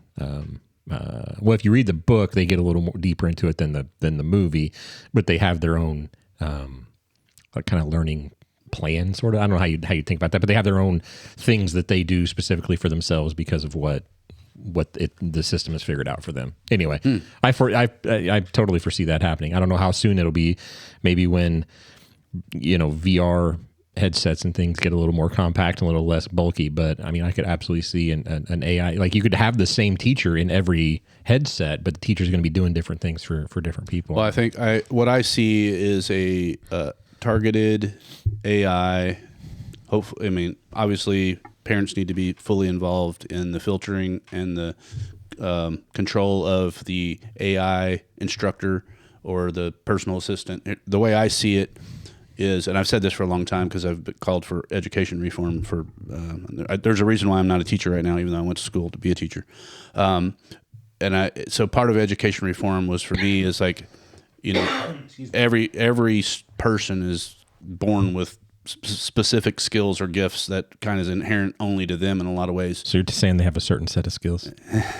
That's a Liam Neeson. Yeah, Liam Neeson. There you go. Anyway, sorry, continue. And what I believe, we've talked about different school systems. There's a lot of different programs where kids will do something like a specific track for a couple years, and they'll figure out they really don't like that, or they'll pivot away and do something else. And it's more flexible, a flexible curriculum that kind of pulls out the best and the most what the kid is kind of built for. But what I feel like AI will do, my own personal vision of it, will be an AI that basically interviews and asks a kid questions regularly and tries to figure out the signals of what they enjoy. Yeah, I think the AI and can what they might be good at. Learn along the way with them to understand what they're going to be good at. Yeah, that kind of thing. Johnny, we have a lot of conversations, and you've mentioned this over and over again.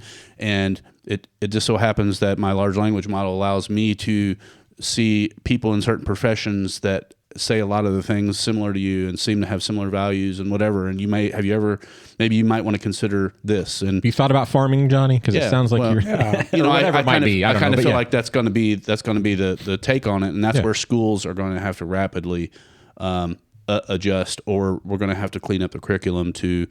We're not focusing on AI right now at all.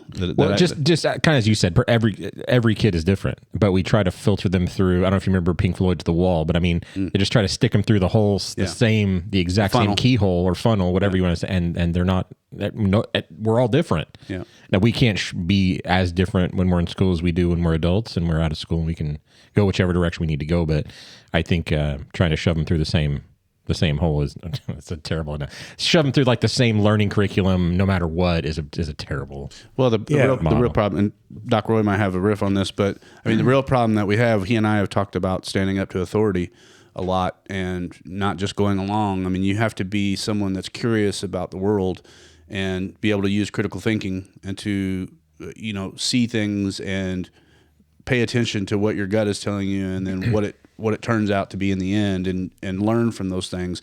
And the sit down and shut up, pay attention, don't ask questions is the actual opposite thing of what we need people being able to adjust to what AI is going to bring to the world. Mm-hmm.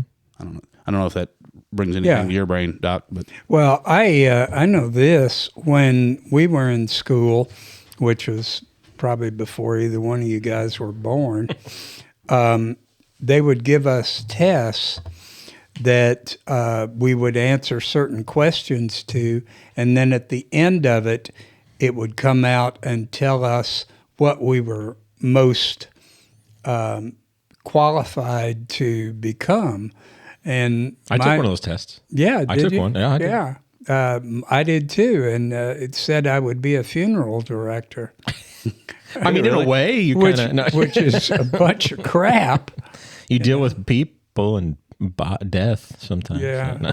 Well, I can't remember what mindset told me, but I'm sure that it wasn't software developer. But yeah. Anyway. Anyhow. Anywho. So a little bit of a pivot. Yeah, you're gonna kick Dr. Roy around. Well, no, I don't think so. I think we're probably in line with a lot of this stuff.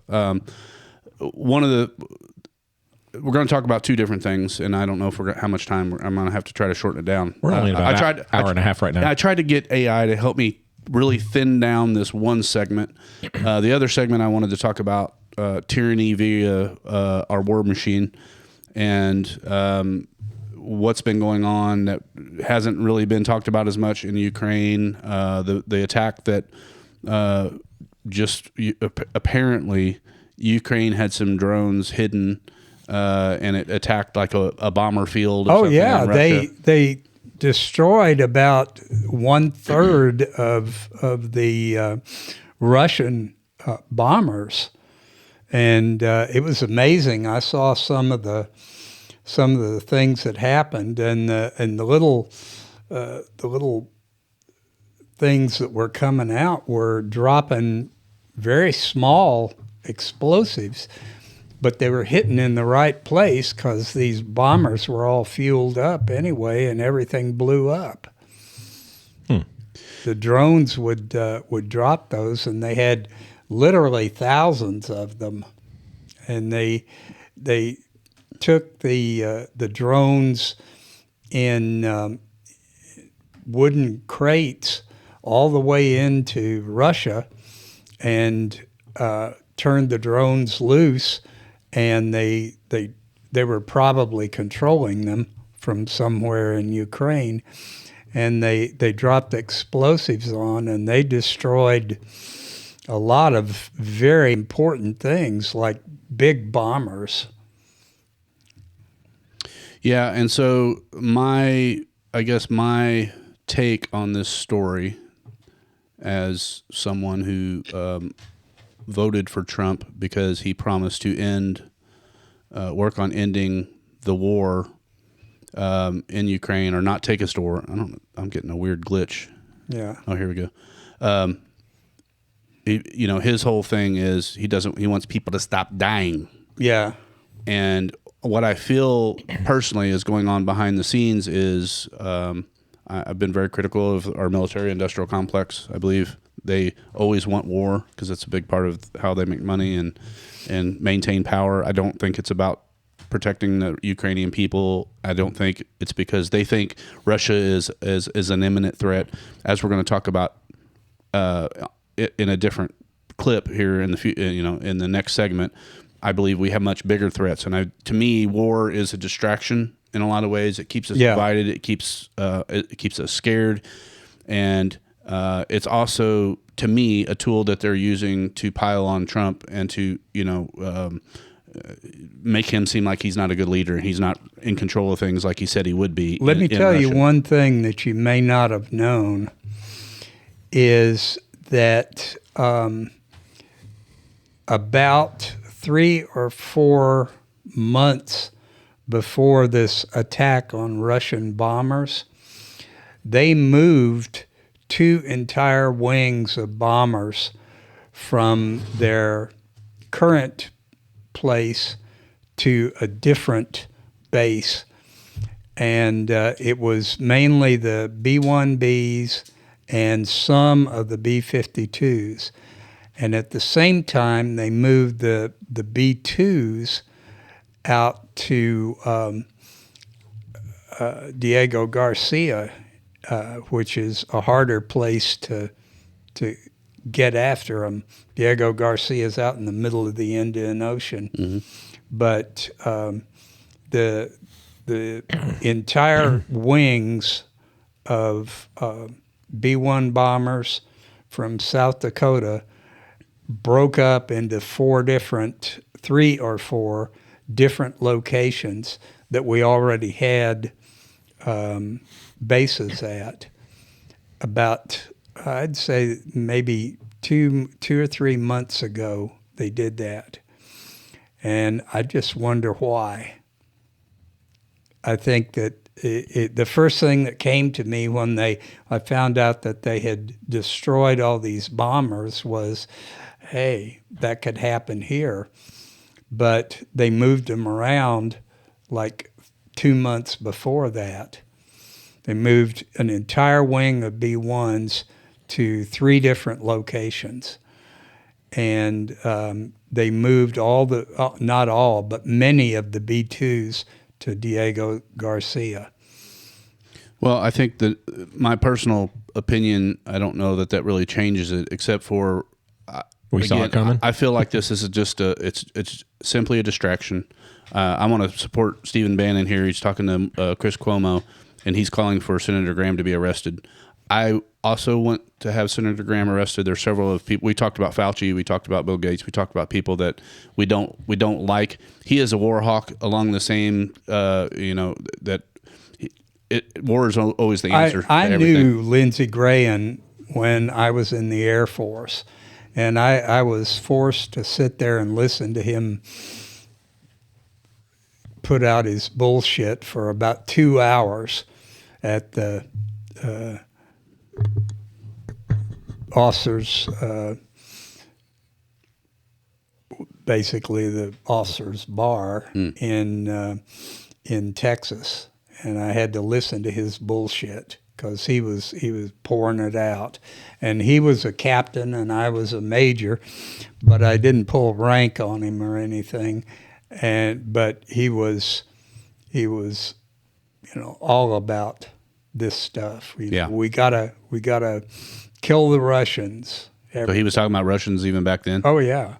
Well, isn't it funny? Isn't it funny how we go in and out of waves of let me they're tell our friends, you, they're not our friends? Most of the time, before the Soviet Union fell, that's all we did was train for an attack by Russia. Mm-hmm. The Cold War stuff. Cold War. I was a Cold War veteran, and I was at 3 different places where we had either missiles or bombers, and we would have exercises that would last for a week out there, and I'd be sitting in the group with all the other people because my boss was, we had to do shifts. I had 12 hours and he had 12 hours because I was the second in command at the place, and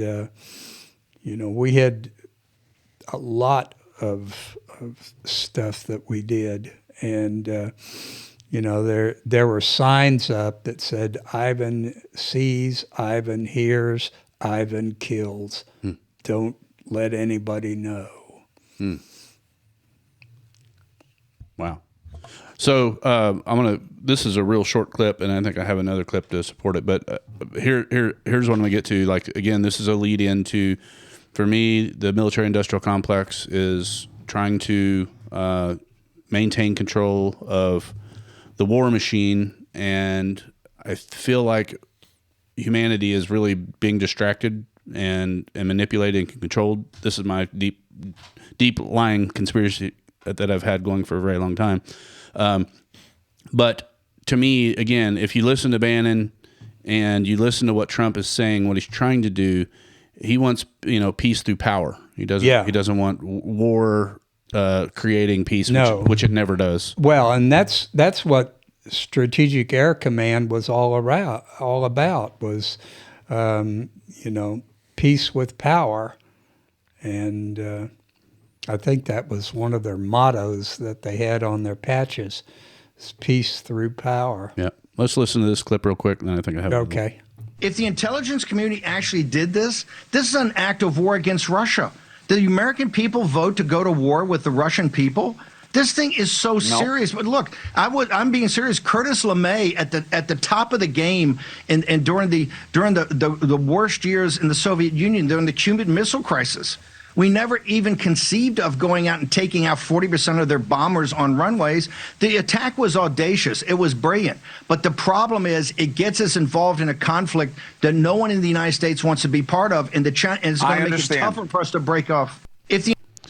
So that's part one that basically just summarized how I feel about it based on what we've been told and sold. And, I can tell you from my experience that we did things, we trained to do things like that to get over there and nuke out their bombers. That's what, the B-1 wing that I was assigned to, that's what we were training for, was to a first strike into to Russia or the Soviet Union back then. Let's see if I have it. I think I have another clip here. Same interview. Apologize if it takes me a second. Hang on.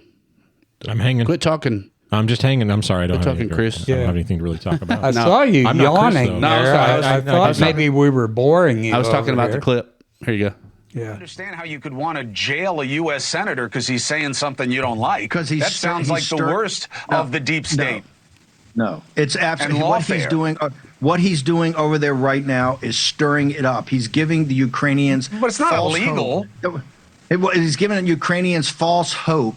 He's giving Ukrainians false hope that we're there to support them on engaging Russia in a kinetic conflict, and we are not. President Trump, All right, one of so the maybe central he's parts wrong. of President Trump. Hey. So maybe Lindsey he's wrong, Graham, but what do you say? Throw him in jail.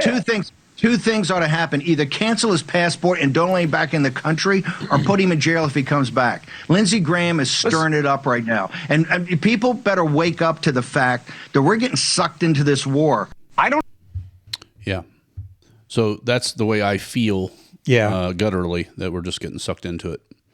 Have you seen some of the I don't want to say conspiracies, but some of the side notes that this isn't necessarily all a one-sided war? Like, it's not just Russia versus, like, Russia didn't just go to war with Ukraine. Ukraine did some things that maybe they shouldn't have as well. Oh yeah. Oh yeah. Yeah. There's a lot of very pro-Russian people that live in the Ukrainian realm. I'm not saying pro-Russian necessarily. I'm saying they're both in the wrong, but I mean, they aren't just the underdog little guy that's just getting stomped on. Ukraine is literally the most corrupt country on the planet.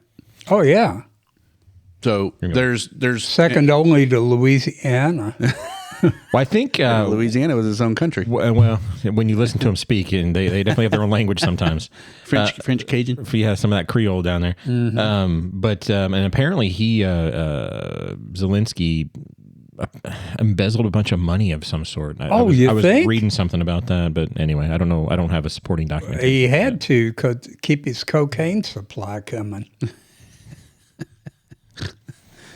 Okie dokie. Oh, wasn't it Macron? So did we show the clip where Macron had cocaine in the? Okay. Yeah. Well, that's why I thought it was. He had a little. Which one? So he walked into a room after a meeting with another guy. And there was a little bag of cocaine there, and he just grabbed it with his hand and pulled it down. Yeah, I don't recall that at all. Yeah. Oh yeah, there is a video out there with a guy like at some sporting event. The jumbotron catches him hitting a bump, like he's just and the jumbotron had him do the whole thing. It was funny, but anyway, no, I don't recall the video you're talking about. So who was this? It was Macron. Yeah, and I forgot who the other. He was talking with some people, and somebody had a camera on that shouldn't have been on there, and they had a little white bag right there, and it was just he realized they were showing it, so he just moved it out of the way. Just laundry detergent. It's Oh yeah, it's just big deal. Yeah. It's baking soda. The room smelled a little. It was just there to absorb some of the odors. Okay, so I got several things I'm going to try to do here before we transition into the energy. I am not tyranny transitioning. realm. Oh, sorry. Okay, gotcha. So let me see. Hopefully, I pull this off well. It's kind of got a bunch of different moving parts here, but let's go for it. Short clips, but there'll be a few of them. You may remember a short while ago we told you about how a top forecaster, Martin Armstrong, was predicting the fall not only of Ukraine but of Europe as a whole. Every European country is reinstituting drafts. They want war, he said. Well, initially we thought perhaps Trump was making headway in negotiations. However, this past week, the tune of both President Trump and President Putin changed following a seriously underreported assassination attempt on President Putin by Ukraine. Putin has since declared an end to negotiations with the West. Things certainly don't seem to be coming to a resolution, and so it's time to visit previous warnings from that very forecaster who says Ukraine and Europe will fall if they continue down this path. Martin Armstrong joins us after this quick word from one. All right, so that was clip one. I didn't know that. Yeah. I was unaware that there was an assassination. Yeah. So so Ukraine must not have been happy that the U.S. was trying to negotiate a peace. They wanted to keep this thing moving, huh? I don't think it's Ukraine. Honestly, Ukraine, he is just a puppet. I mean, let's be real frank and honest with that. That dude has no power. He only has power because we've given him money and we've propped him up. But I don't think it's just us. I believe these particular this series of videos here that we're going to unfurl is talking about Europe also being a bad actor in this. If I can find it. Video 2, wait a second. Nope. Yeah, I don't know. Well, I don't know how well Europe is currently militarized.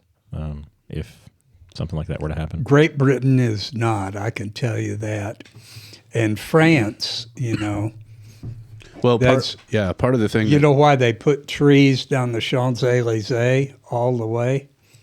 To hide behind? I don't know. Oh.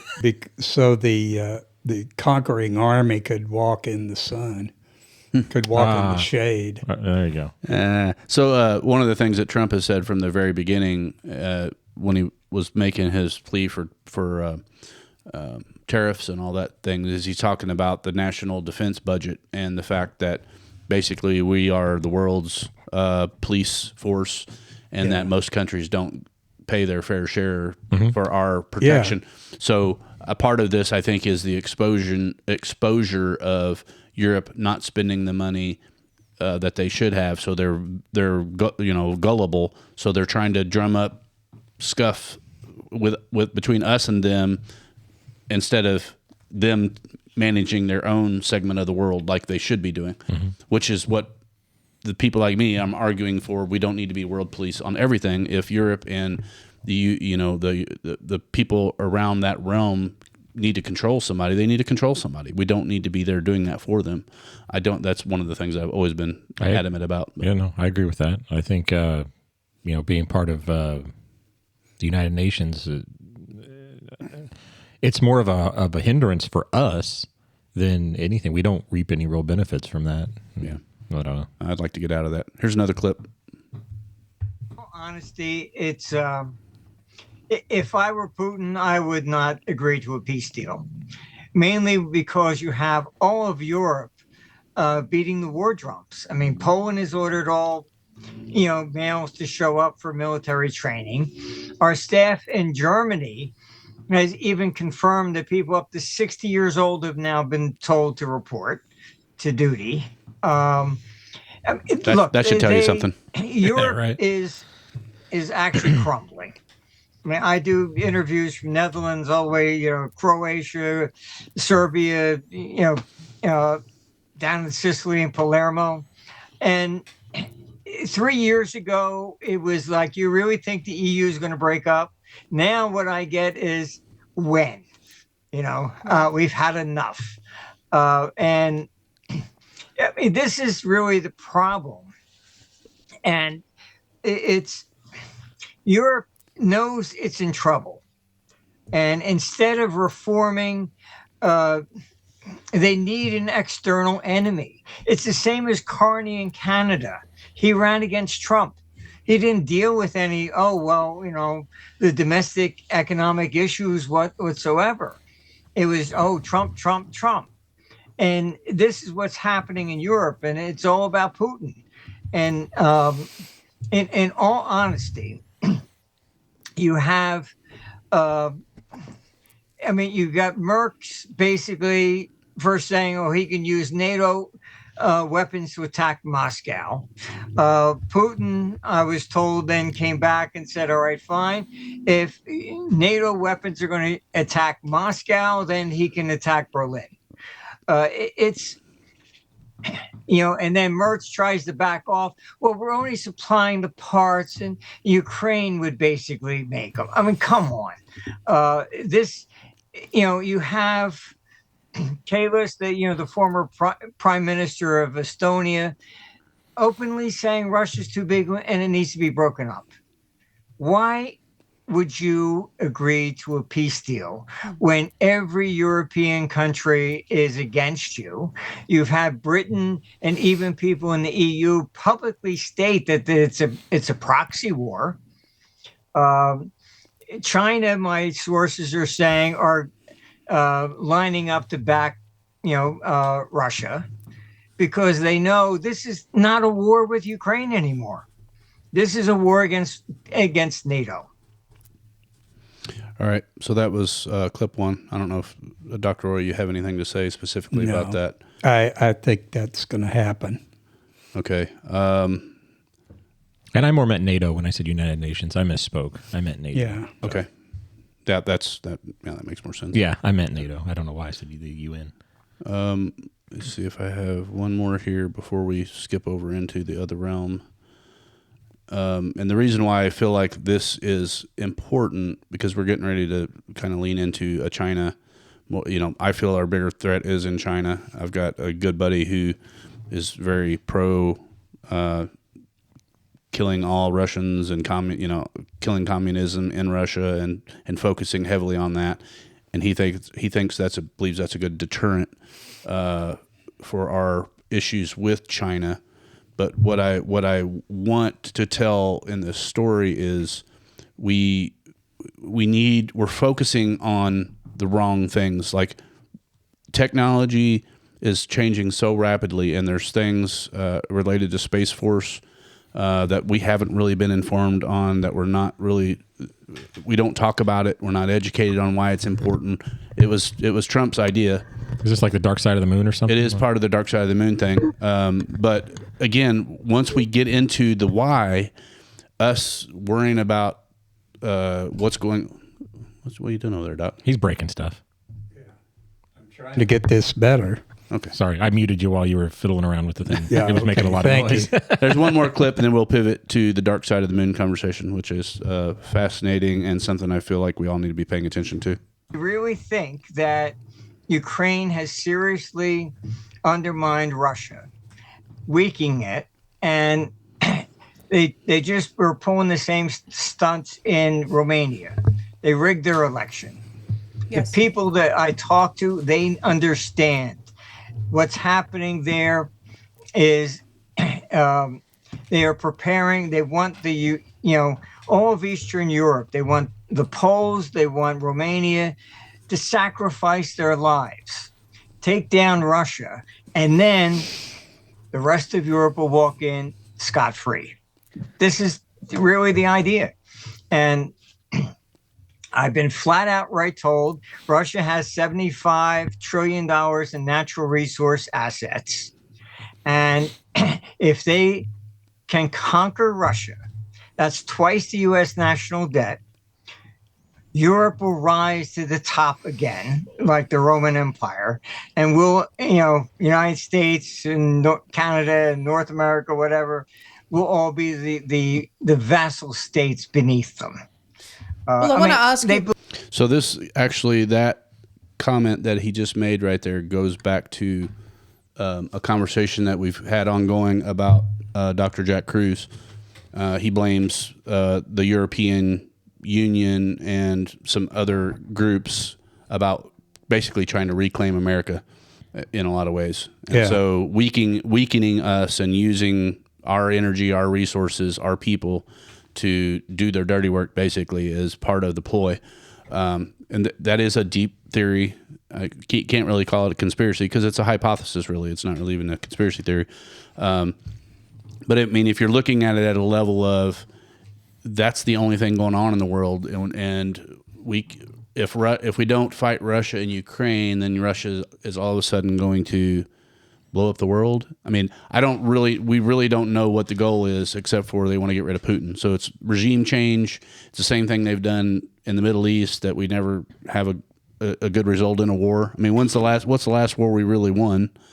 Korea. We didn't win Korea. No, definitely didn't win Korea. It was World War II. Yeah, probably too. Yeah, that's probably right. So let me get into the space now that I feel. Who was considered the winner in Desert Storm? Was that?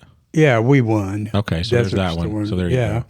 And there was also some small ones like Panama and Grenada that we won. So this transition for me, it might seem like a leap to people, and it is a leap. But again, we have to look at what's really going on in the world, how the world is changing, and what does this conversation around the table with three guys looking at another couple guys talking and having a conversation. I believe for a long time that the media is not telling us the information that we need to make the best decisions and to put pressure and influence on our leaders from local all the way up to the top. We got 6 mega corporations that control the narrative through all the media. They do the dirty work for the bigger multinational corporations and our government, all the way to the deepest levels of our government. And I asked the question. I asked this to several people, and it's this particular question that we're gonna get on right out of the gate here. I'm gonna ask Dr. Roy. What's that? Were you aware that China was drilling and doing work on the dark side of the moon? I was not aware, but I saw that. You've seen kind of the hint of this clip. Yeah. Okay. So why is that important? Why is this relevant? How did they get people up? I don't know if there's people. I don't know if there's people, or if it could be autonomous. Yeah. It could be autonomous vehicle. Yeah. Because we have all the we have the technology to do most anything. Oh, and sure. And so I highly recommend everyone listen to this entire clip, not clip, but this entire podcast with Sean Ryan. Steve Quast is the gentleman's name. And the title of the video is How China is Mining the Moon and Weaponizing Space. So it is a very robust conversation. It's a 3-hour, 9-minute conversation. There's no way that I can do it justice by trying to share clips. I feel we're going to have to break this down into multiple shows.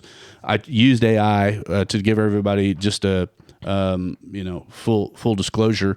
I used AI, I used Grok to try to break down. I put a transcript of this video in and ask it to spit something out that could be relatable to us here locally. Because we're talking about energy, we're talking about center point. Yeah. We're talking about freedom of the grand gesture of this whole podcast, I would say, is our administrative state, which this time Steve Quast talks about, and we've talked about it. The administrative state is, we have 3 branches of government, but we've talked about the 4th being the administrative state, which is the deep state, which is Washington, which never leaves, and they make policy, they do all these things. The moral of the story is here, we're not being told that China is harvesting helium-3 on the dark side of the moon, from the dark side of the moon. Helium-3? Helium-3. And why is helium-3 important? Helium-3 is important because with the driving of AI and where it's going and how fast everything will be moving forward, helium-3 is not only a very significant energy source, but it is known to be beneficial in cooling the what's the chip? The quantum chip. The quantum chip. Mm-hmm. So they have a quantum chip now that's available, but it has a real issue in that it gets super hot in the energy source. We don't have enough energy to drive it. So apparently helium-3 is a solution to that. So I'm going to play this quick clip, and we're going to try to piece it together and not just talk about their conversation, but advance the conversation a little bit for us to talk about in the future. So, and in case anybody knows or doesn't know, helium has 2 protons normally, and helium-3 has a neutron that is attached to it, and that's why it's different. It's just like heavy water, helium-3. Yeah, and apparently helium-3 is very rare on Earth. Yes. But on asteroids, in space material, and on the moon, it's not rare. And so part of this conversation is about not only the space race, but this whole thing that they lead into is what we have to worry about mostly is even countries that aren't focused heavily, that we've never thought of, that could be our potential enemies. If they spend enough money on the space race and take it seriously, unlike what this gentleman believes our own country is doing, we could get behind really, really fast, and that's really damaging because, if you can build a war machine basically in space, and you have a direct energy weapon, which is exactly what they're talking about here, it is a game changer beyond all. And But the last thing that I heard about China and the moon was that they had sent an unmanned thing there, and it had exploded on contact. Well, it probably didn't, and it would have to be unmanned because a human cannot pass that far out. But we did. No, we did. Okay. Anyway, let's not go down that rabbit hole right now. I feel like there's a lot to unpack here. I was once a denier of the denier until you start looking at the videos. I once was like, of course we went there, and then I did more research about the radiation belt, about everything that it would, and there's just no way. But watching the videos. Of the spacewalking? Well, no. I mean, they look like they're on a tethered line. They do, but I mean, how would you know what it would look like to walk on the moon? We don't really know. Back then, we definitely didn't. Right. So it just kind of got swept away. But there's a lot that we lost. Buzz Aldrin will take you and bend you over and beat your butt. And why did all the information disappear? Yeah, why can't we do it anymore? Why do we forget how to do it? What was it really? Well, it was just to make sure that we beat.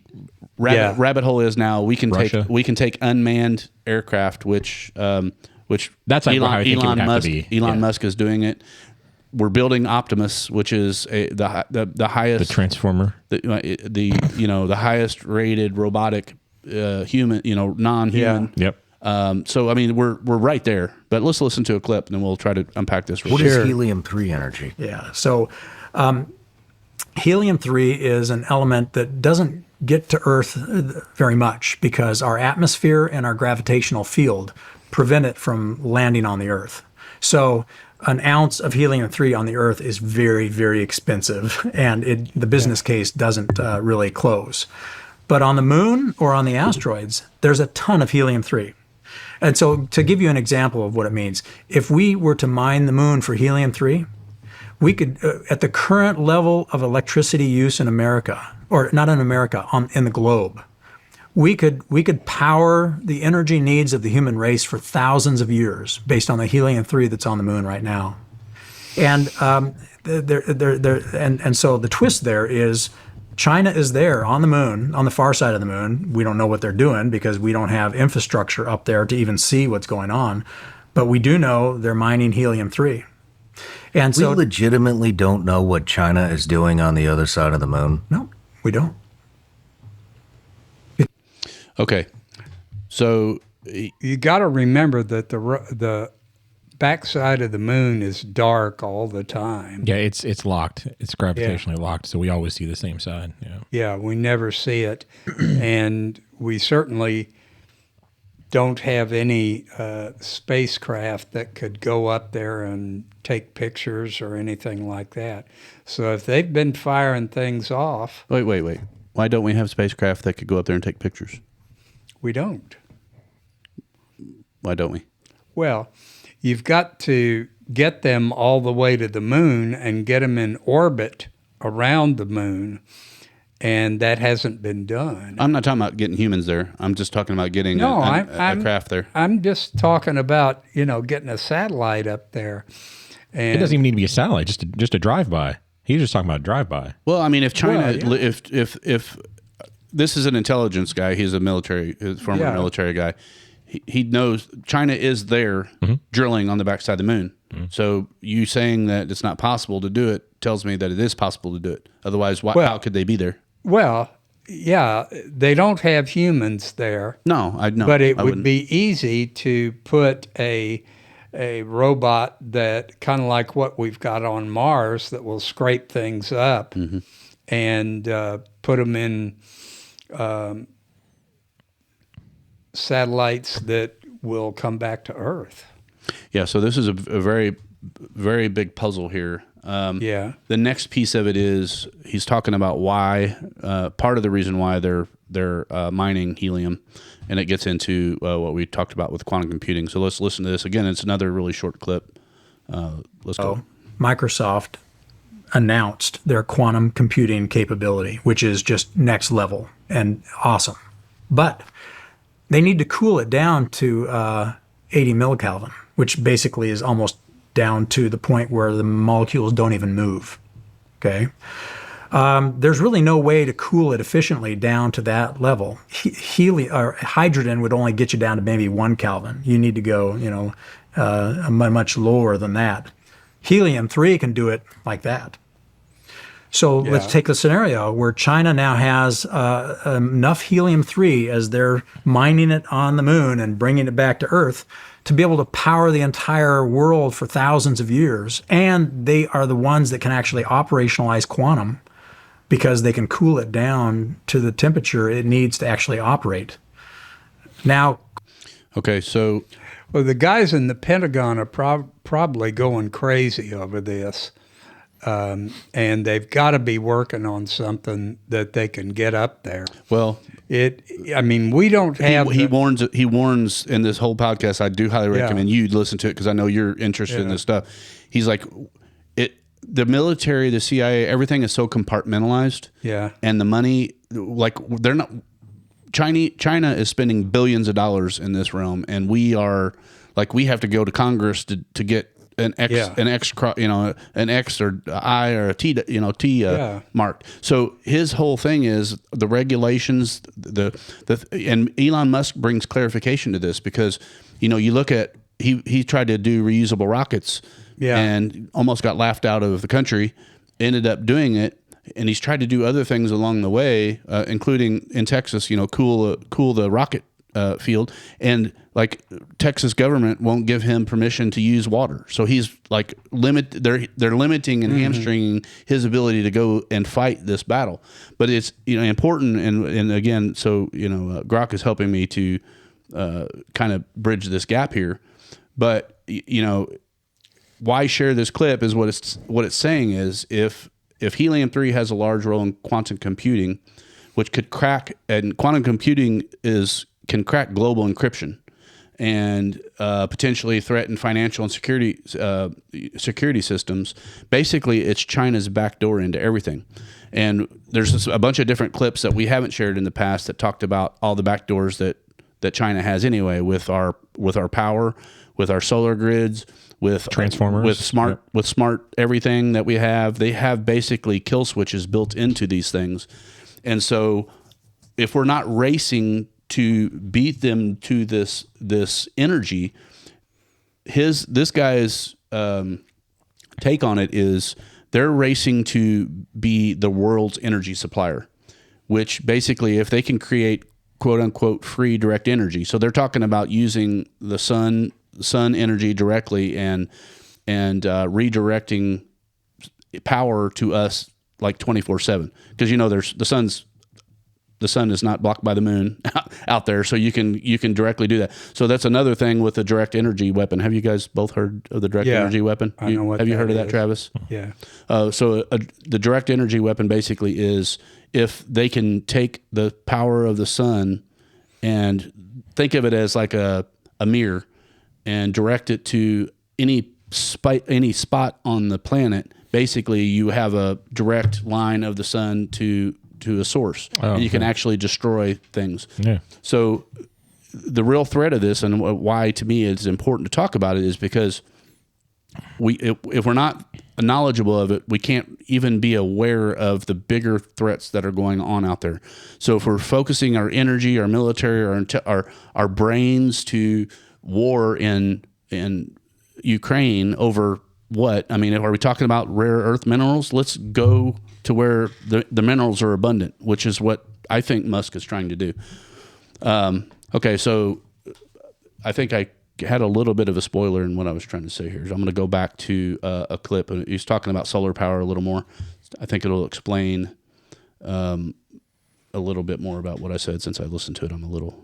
I mean, Musk has all the makings to be like an evil, like world genius, like an evil genius. Like he's not. I don't think he's going to, but I'm saying I think you're right. I think he's going to be the one that gets us there physically via rockets, having a workforce via his Optimus or whatever the next iteration ends up being. I mean, I think it's going to be all him, and it's wild. Well, that kind of power, and he talks about it here, and he's a pro Elon guy.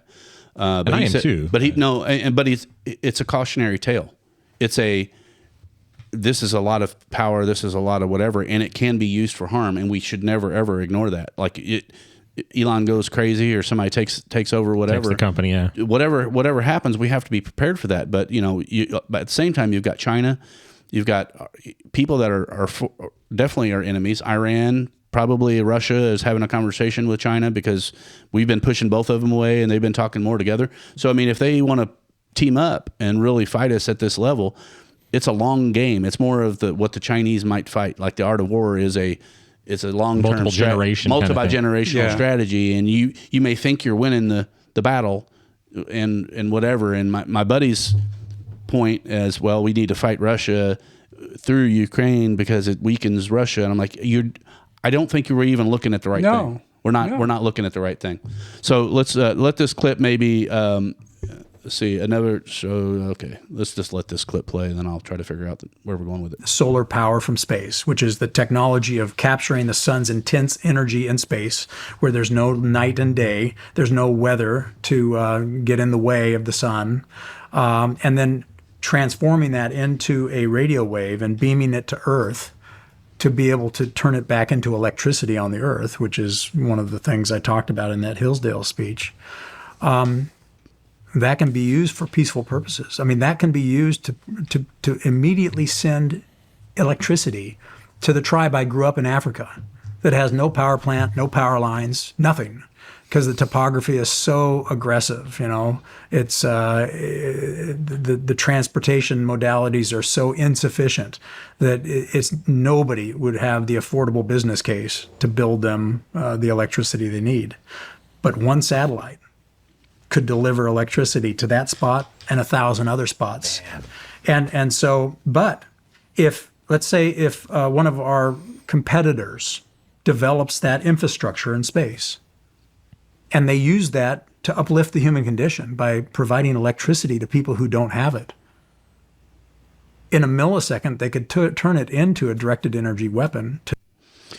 So that, again, this particular energy source, I think, has the potential of lifting humanity at a level we've never even dreamed possible. You can take countries around the world, Africa, the most desolate areas, and basically give energy, power, improve their health because they're going to be able to access clean water and many other things. Well, so there's a whole nother part of this conversation, Dr. Roy, and I would love to just have a continuing back and forth on this particular podcast for the next few times we get to sit down. Sure. They also talk about kind of the unlimited amount of water that's in the atmosphere, and they have a way that they're talking about utilizing the water. And this is going to seem like a little bit of an off branch, but what this guy is talking about, and what I believe he's probably having conversations with Elon Musk about, is we have this ongoing conversation on the planet, and especially here in America, about clean energy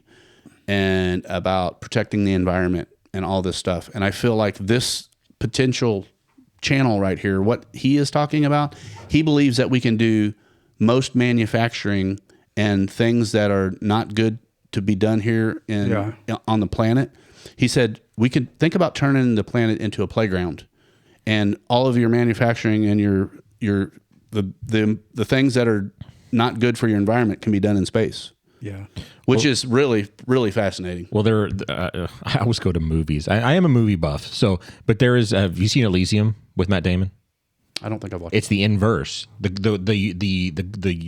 world has become so polluted and almost unlivable that the elites create a ring. So the reason why it's a ring is because it can create artificial gravity if it keeps in rotation. So there's this ring of the elite that now live off planet. So I mean, it's the opposite. It's the inverse. But I mean, well, they've totally been talking about that stuff for years. I can remember them talking about putting people in space and having artificial gravity and all that kind of stuff. Well, and you can grow food a whole lot faster in space because you don't have to worry about storms or anything else. You can grow that with nothing but water and oxygen. Yeah. Yeah. So it doesn't need oxygen. They make oxygen. They need carbon dioxide. Okay, you're right. Yeah. Yeah. So I mean, I feel like this intro to this particular podcast and setting it up the way I did was basically to bring to the forefront people's understanding of what I believe war is actually costing us, but also this is a distraction tool. Trump, whether most people know it or not, a lot of people are confused by Space Force, and I don't think they've really done a good job of kind of laying it out there what Space Force is supposed to be for or what it's about. Well, a lot of that is really classified, so they don't want to lay out too much. Well, the problem, you're spot on point. Yeah. The problem with classification, with classifying things is, again, this rapid advancement of what we're getting ready to deal with and what we're actually fighting. If what you're talking about, classification, creates a lot of rules, creates a lot of steps, creates a lot of protections. He made this off-cuff statement about, someone that's a 20-year-old can enter the military and find something and determine it and make it classified. And basically it has to go to Congress and go through this whole massive amount of steps to put it back into play. And we don't, we've got compartmentalization of technology. We've got different people. Like, how many rooms were you in where you didn't know what these people were doing and who knew what? Oh, and nothing was connected. The problem that we're running into now with where we are is, how do you advance as fast as you need to do it without transparency, without open source, without whatever? You can't protect the technology because the technology is changing tomorrow. By the time there's no IP. I think the thing about that, remember when stealth first came in and they were talking about, we'll have stealth fighters here in a few years. Mm-hmm. That started in like 1975. And they were running stealth aircraft out in the Nevada desert for years, and I knew about that stuff, but I couldn't talk about it. And I didn't know exactly what they looked like or what they could do, but I knew that there was a base in Nevada desert, and people were working out there because I saw their names. I was in charge of all the medical people in our particular group, and I saw their names, and it said classified where they were stationed. But I knew that they were running the stealth stuff long time before it ever came out. The United States came out in the Clinton administration and said, yeah, we've got a stealth fighter and here's what it looks like. They were doing stuff like that in the early 1980s, and it started in the late 1970s. So they were ready with that. Well, to me, there's several different stories going on here, and why I feel like this is such an important podcast and just consideration. We're talking about, Travis, we're talking about rapid AI and how many jobs are going to be affected, and how dramatically things are going to change over the next 5 to 10 years. Mm-hmm. Yeah. If what we need, and there was a quote by somebody, I don't remember exactly who it was, but basically, I think it was Chris Martins, and he said, we need strategic foresight. And our kids, you think about the space race and how that united people around, and how proud we were of the idea of going to the moon and the idea of putting, manned missions into space. But think about Space Force in that regard. Like, if we're looking in the next 10, 20, 30 years to our kids' future, it's important to understand what's going on out in space and what that means for everything else, whether it means free energy is potential.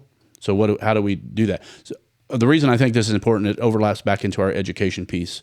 If our kids know that this thing is happening out there, and it's not scary. We're not trying to make it scary. We're not trying to talk about the potential tyranny side of it. We're talking about, this is why we need you guys striving to be better. This is why we need you to be interested in space and think about being an engineer, or think about whatever the different things that we're going to need. I mean, I couldn't begin to say what's the most important things that we're going to need, but that conversation needs to be had. We need to be saying, do we need to be spitting, out of the funnel of colleges? Do we need to be spitting all these things out, or do we need to be kind of revisioning what we're doing? Are you telling me that my art history degree is worthless? Is that yes. what you're telling me? No. Yes, I don't have it. I don't have No, I mean, no. In a perfect world, I think there's going to be a window of time where I could say it's utopian, if there is free energy that comes online. And what this guy talks about, again, I highly recommend listening to the podcast, is an unlimited water supply. And Elon's promise of robots doing most of the work. And so we've talked about, universal basic income. We've talked about, I think we're going to want arts. If the earth becomes a playground, we're going to need people cleaning it up. We're not going to need more hands-on outside doing things, So you want to hear a little conspiracy that I've thought about for a little while along these same lines. So you talk about Elon and his robots and that they'll be able to do everything. I think I could see Starlink being the backbone of communication for his robots. Oh yeah, there's no doubt about it. Like the reason for Starlink was his foresight of, we're going to have these autonomous machines that we're going to want to be able to control them anywhere in the world. Yeah. And so we're going to need, anyway, that was... Well, that's a good conspiracy theory. I'll come right back to you, Doc. But the other thing is that if we can supply free energy to people, and we can provide clean water to people, and you have a way for them to access information that's not controlled by DARPA, each individual country, or DARPA, or well, whatever. I mean, I think that was his thing, is China could just shut off any kind of availability for his machines or whatever. If you can get Starlink delivered to you anywhere, if you can find one, if it's open source, which I believe it is. It is. You can tap into it. Yeah. So the people in Africa who are been enslaved for thousands of years, or still are. It's a terrible. I mean, this guy is from Africa. He lived in Africa for a long time. Yeah, I heard him say that. So it's like, if you can give them access to information and to this bigger movement that's going on. I mean, think about the global the humanitarian benefit of that is unbelievable. So you got the dark side of what Musk's. You can look at the RoboCop meets Terminator view of it, where he wants all his robots communicating, or you can look at it, well, people in Africa and all these other places can now have a free energy source, connect to the internet, and holy moly, what's going on outside the world? I think it's more iRobot, but no, I get what you're saying. I mean, it's all whatever. I think it would be a cool sci-fi movie. It could, but then you also have to worry about what we don't have. I mean, I want everybody to be equal. I mean, I have no problem with that, but I think you look at the bureaucracy and the global powers, and they don't want these people to come out of poverty and come out of. No, they don't. What would be not misinformation, but like just lack of information. When you say these people, you mean us, right? I mean any superpower. I mean, whether it be us or whether it be Russia or whether it be whomever. Like, all we're doing is creating machines for these people right now. I mean, we're just basically building stuff to feed this apparatus that's above us. I mean, we're above the grade, but we have more freedom and whatever than anybody on the planet, right? Including us being able to sit here and complain about our own country, this and not get arrested. Complain about our own country at some points, and call for our public leaders to sometimes be arrested. We have that freedom, which is exactly why it's important for America to win this race, because China does not have the freedom. The people why we will always be slightly ahead of China is, and why people like actual Chinese people that are lovely people, not their government who's communist and controlling, is they are always one step behind us, but they're really, really good at copying and copycatting and stealing. And they only do that because their government doesn't allow them the freedom to explore things. Like if the government doesn't want it, you don't do it. If the government doesn't want you to say it, you don't say it. We have that ability to be on the fringe of things and to create things. But if we're worried about intellectual property, but then our education system's jacked. Look, there's going to be destruction along the way, dude, and our education system is collapsing in upon itself. It's just really a matter of time until it has to be rebuilt. If we were still in the top, let's just say top 10, like we were at one time decades ago, now there'd be no contest. Well, if there wasn't money involved and there wasn't control involved, we could change that within a few years. Yeah. I mean, it really takes conversations like these, and this guy gives a lot of credit to Sean Ryan because he talks to a bunch of different people, has long form conversations, and like brings these ideas to air and lets people talk about them. That's why we're sitting here. I mean, whether we take this to the next level or not, that's my goal. I want to take conversation like this. I'm like, okay, what the hell are we going to do with this information? How is this relevant to everyone? Well, we're kind of lost as a country where everybody's divided and whatever. But like, if, me and Dr. Roy might hate some people that are not hate, but, be in deep conflict with somebody that is a climate change activist and they want to go to solar. And I'm like, why would we go to solar? Because we're dependent on China. However, if we can take this conversation to space, take China out of the equation, have a direct energy source, we don't have to worry about solar panels anymore. We're not relying upon whatever. We're not relying on CenterPoint. We're not relying upon the Evansville Water Department. We are basically being given independent sovereignty at a micro level, which to me is just kind of the most exciting conversation that you could ever have. As long as we really do get it and it doesn't get controlled by somebody. Oh, yeah. Or we could all die. I mean, that's at the end of the day, every conversation we have at that level. Yeah, that's true, I guess. Well, I mean, China's going to get the direct energy level. Go back, and you were talking about you don't think that our government's doing that. 1984. Doing what? Doing what? What? You said you don't think our government's doing that. The government's doing all the things that you're talking about. I think they are. In 1984, I went on a trip with the chief of Air Force Systems Command, 4-star general, and I heard all the stories that he told. He said, within your lifetime, he was talking to a group of pilots in Alaska, and he said, within your lifetime, we will have aircraft that can go at supersonic power, at military power, meaning they don't have to use extra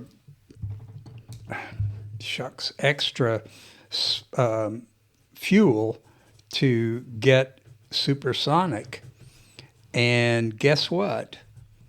The F-22 can do that. It can go at supersonic, at military power, and not with engines really shooting up. And we've had that for 20 years. He was talking about it in 1984. He was talking about that. In 1984, he was also talking about unmanned aircraft. Mm-hmm. Well, I think the potential's there, but my only pushback to you is, does our government know that it's possible?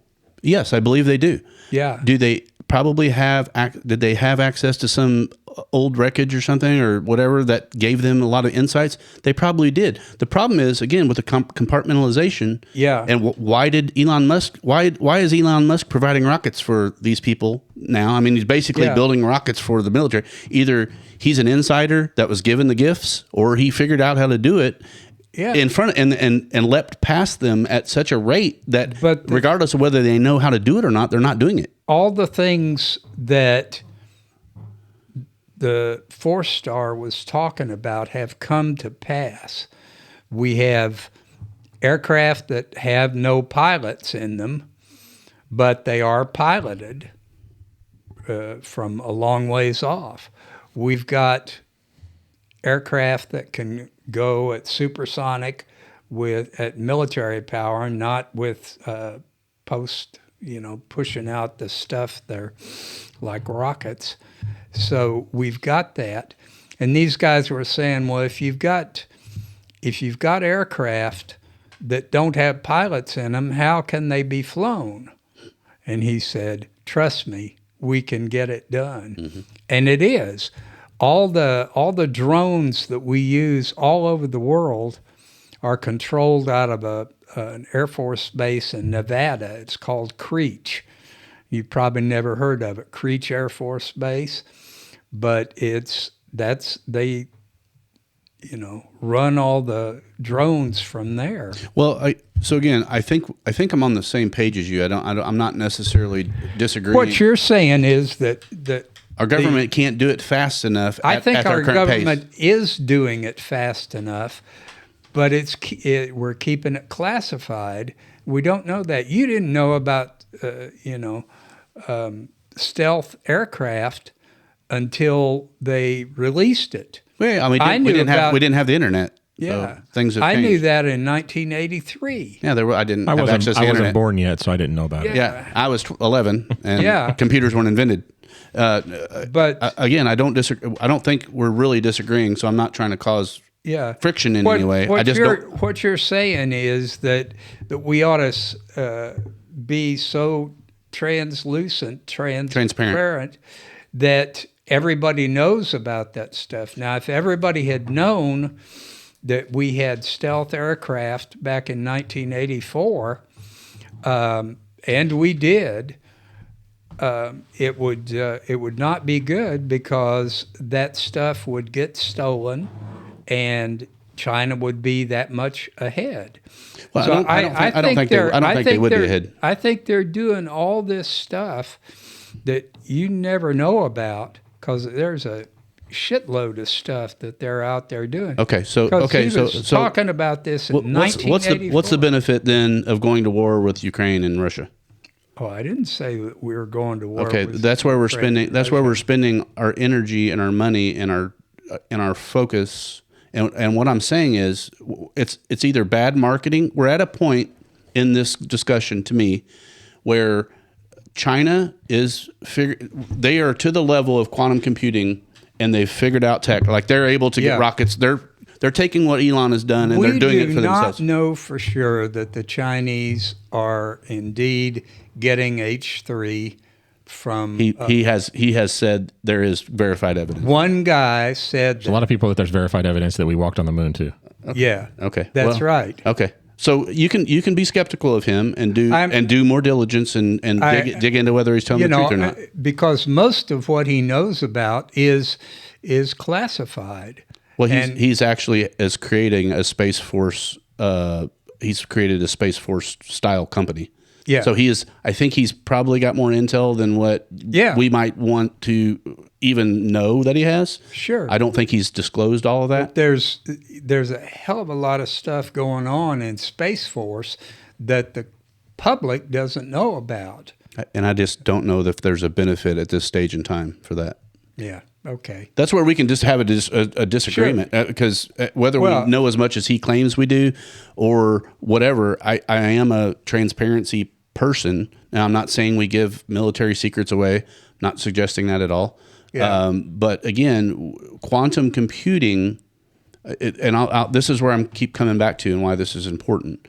Regardless of how smart we are, or how smart we think we are, quantum computing is going to start a rapid ascendance, and it's going to figure out things, and you and I can't stop it through whatever the military has in secrets and top secret this. It's just going to make that irrelevant. So my point is, I'm not saying declassify everything. I'm not saying that. What I'm saying is, either this guy is telling the truth or he's not. There is a race to space. There definitely is. I don't have any proof that he's not, blowing smoke, but if the U.S. government is already working on that, who knows? We flew a lot of space flights that were classified. And we've got drones that can go into space now. I bet you didn't know that either, but it's a small replica of the space jets, and it can go in and it can stay in orbit. Now, not necessarily orbit of the Earth, but orbit somewhere for 2 or 3 years and then come right back and land at Vandenberg Air Force Base where I was stationed. So we had a lot of stuff that we couldn't talk about even at Vandenberg. Okay, so I got a challenge for you, and you're not going to be here next week, right? You're gone. I think a week from now. Yeah, you're not here. Please listen to the podcast. And you send it to me? Yeah, it's just Sean Ryan and whatever his name was, but I'll send it to you. And you dig into research about the things that he said, dig into him. Yeah. The thing about him going on to Sean Ryan and having this conversation, he's either going to be known as a truth teller or he's going to be known as somebody that's not speaking out his wazoo, right? Yeah, I think he says a lot of things. I'm just going to tell you that are going to resonate very highly with you. Yeah, meaning he says a lot of the things and he believes a lot of the things that you and I have talked about over time, and he's just much more critical of what the government is and isn't doing. And he talks about the deep state. He talks about the fourth administrative branch and how things are controlled that way, and that's hard to argue with that at this point. Let me tell you that back in 1983 and 84, I knew that there were stealth aircraft flying in the Air Force, but I didn't have the ability to get any information about them. But the building that I worked in had some very well-locked areas that I wasn't allowed to go into. And they took me on a tour one time, and they had covered everything up in there, but they were doing some very interesting things. Well, I'm wearing my I was wrong shirt. Yeah. So if you come back, I told you, if this guy turns out to be a nothing burger, I'll eat it. And I'll own it and claim it. I don't know that I'll be able to get any information other than what you have. There would be no way to really know unless we got photographic proof. Yeah. There'd be no way to know unless we shot something up there and did a quick wraparound. And, a quick reach and around. Maybe that's what they're doing with that miniature space thing. Well, I mean, you think about how much we are or we aren't told about what other countries are doing in space. Yeah. When's the last time you heard us hearing any reports of what China was doing in space? We saw the movie The Martian. They had a rocket that we borrowed for the movie, which was it's a role play for a movie. Right. But they definitely have a program. Yeah. They're definitely stealing and going and doing the things that they are, and they don't because they are a communist government. Again, they can just tell everyone this is what we're doing. Get over it. We're going to spend money on it. You're going to do the work that we need, and that's what we're doing. Sure. So they have a benefit in that regard that we don't. We have free will. We have whatever. We can vote people out. They don't. They can't vote people out. So I don't know. I think this is it's an important enough concept and topic that it overlaps with our AI conversation and where it's going. And if it's the fuel for quantum computing, helium-3 is the fuel for quantum computing that's going to make that a real possible thing. I mean, that speeds up the timeline of what it actually does rapidly. I'm actually concerned why they can't manufacture helium-3 here on Earth, because all you have to do is to take helium and shoot neutrons at it. I don't know. We've got neutron shooters all over. Well, I think if it's helium-3, apparently, from what this guy said, is an element that's abundant in space material, and it's abundant on the moon, which has been hit by space material for however many billions of years the universe is, or trillions of years the universe has been in play.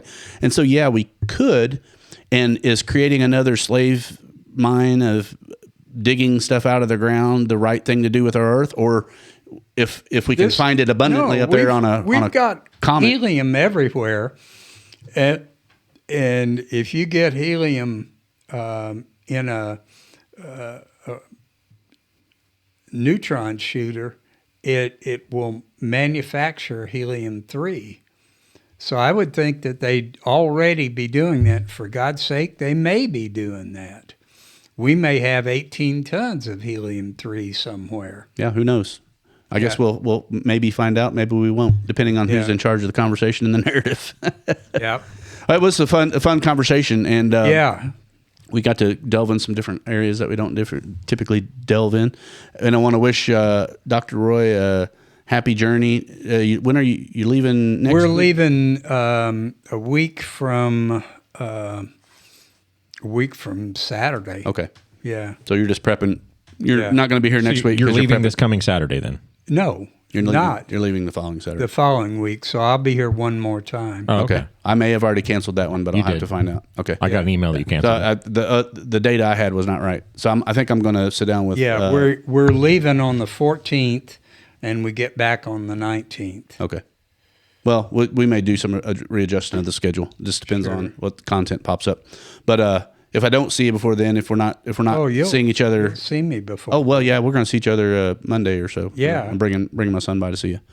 But Travis, I appreciate you. Thanks for doing everything you Travis. do. Thanks for the lively debate, Dr. Roy. Yeah, I look forward to exploring this topic more and getting more intelligent minds engaged in it, because I think it's an important topic. It's not going away, regardless of whether this guy is completely where he says he is and what he's promising or what he's saying is 100% legitimate. I have to believe it's pretty close to legitimate.